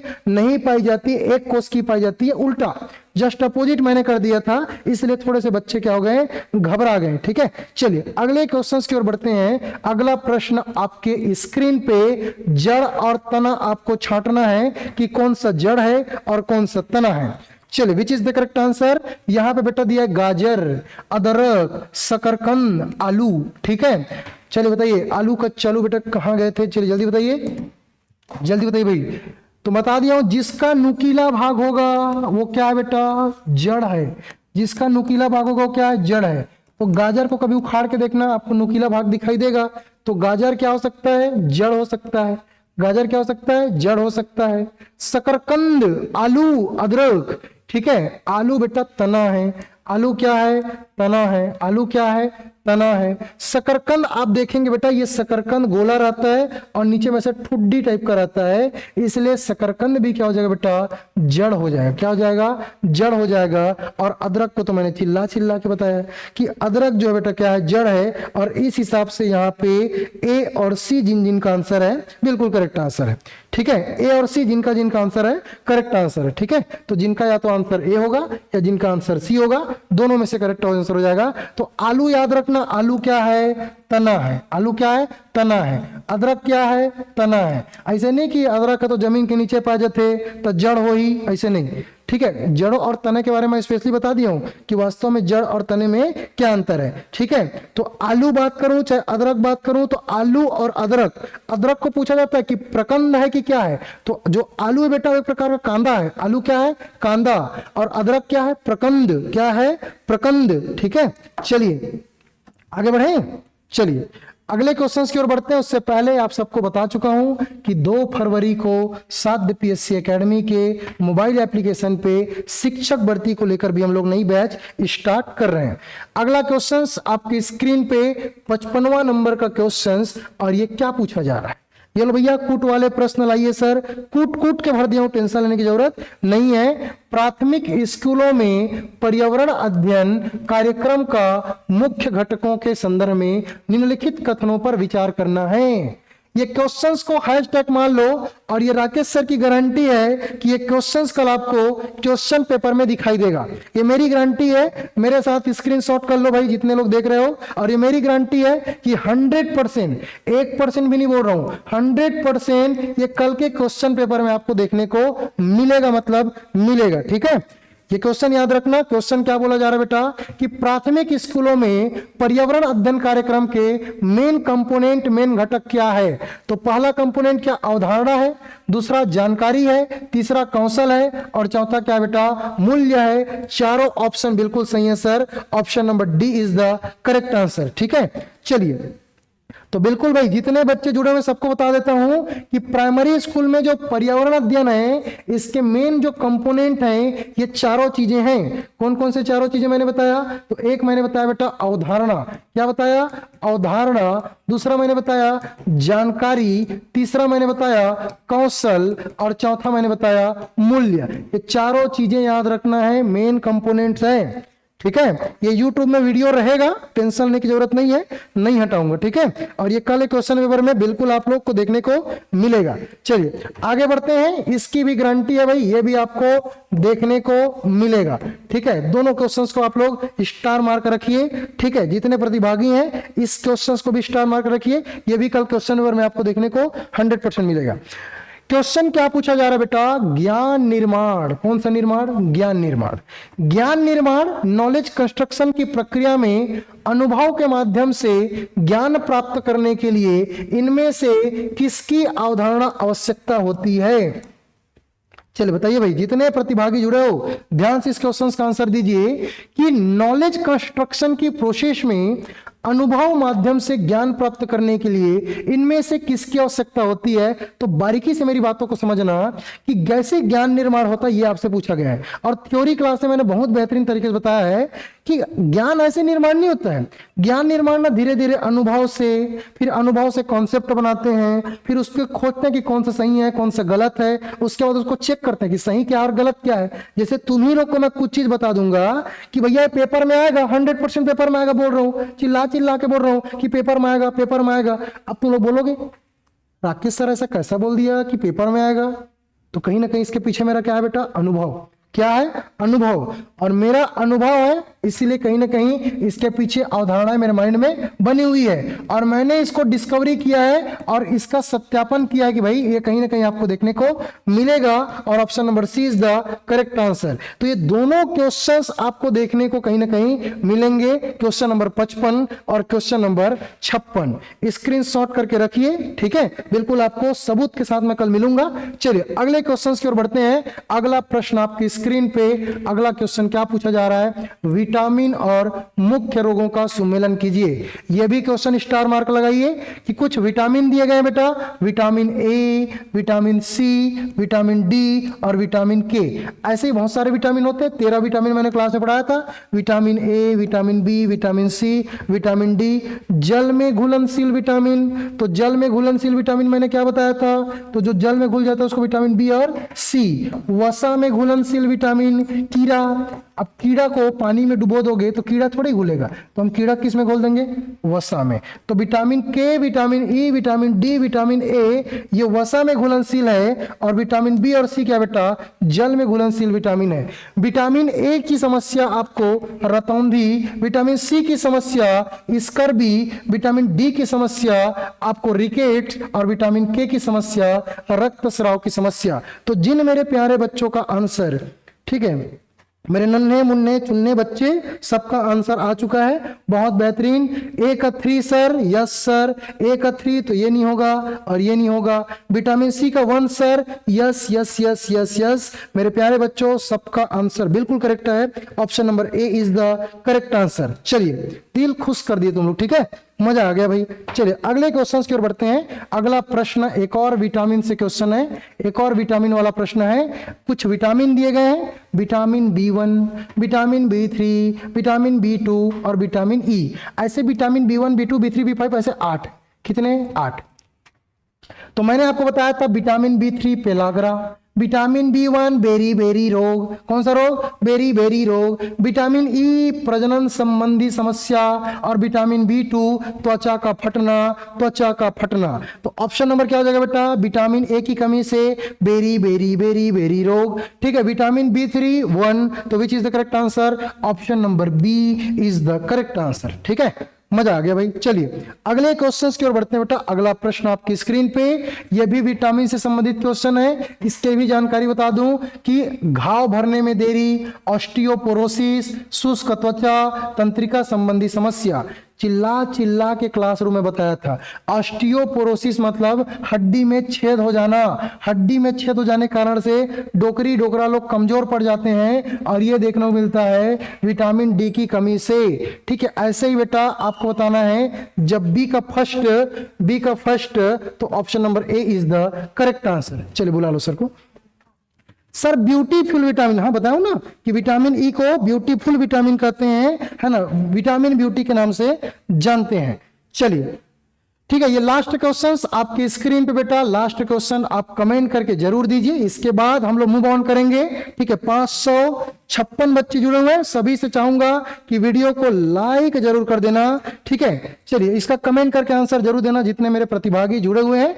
और ये जितनी चीजें एमसीक्यू मैंने आपको बताया है, ये कंप्लीट एमसीक्यू, ये सब के सब एमसीक्यू हमारे आपको देखने को मिलेगा। इसी लेवल के कथन कारण वाले प्रश्न पूरे साध्य पीएससी एकेडमी के हमारे मोबाइल एप्लीकेशन के इस पर्यावरण की ई बुक में कहां मिलेगा? 10 बार चिल्ला चिल्ला के बता रहा हूं, साध्य पीएससी एकेडमी के मोबाइल एप्लीकेशन पे 1000 एमसीक्यू और 8 यूनिट की थ्योरी भी शामिल है। ठीक है, चलिए इसी के साथ मैं विदा लेता हूं।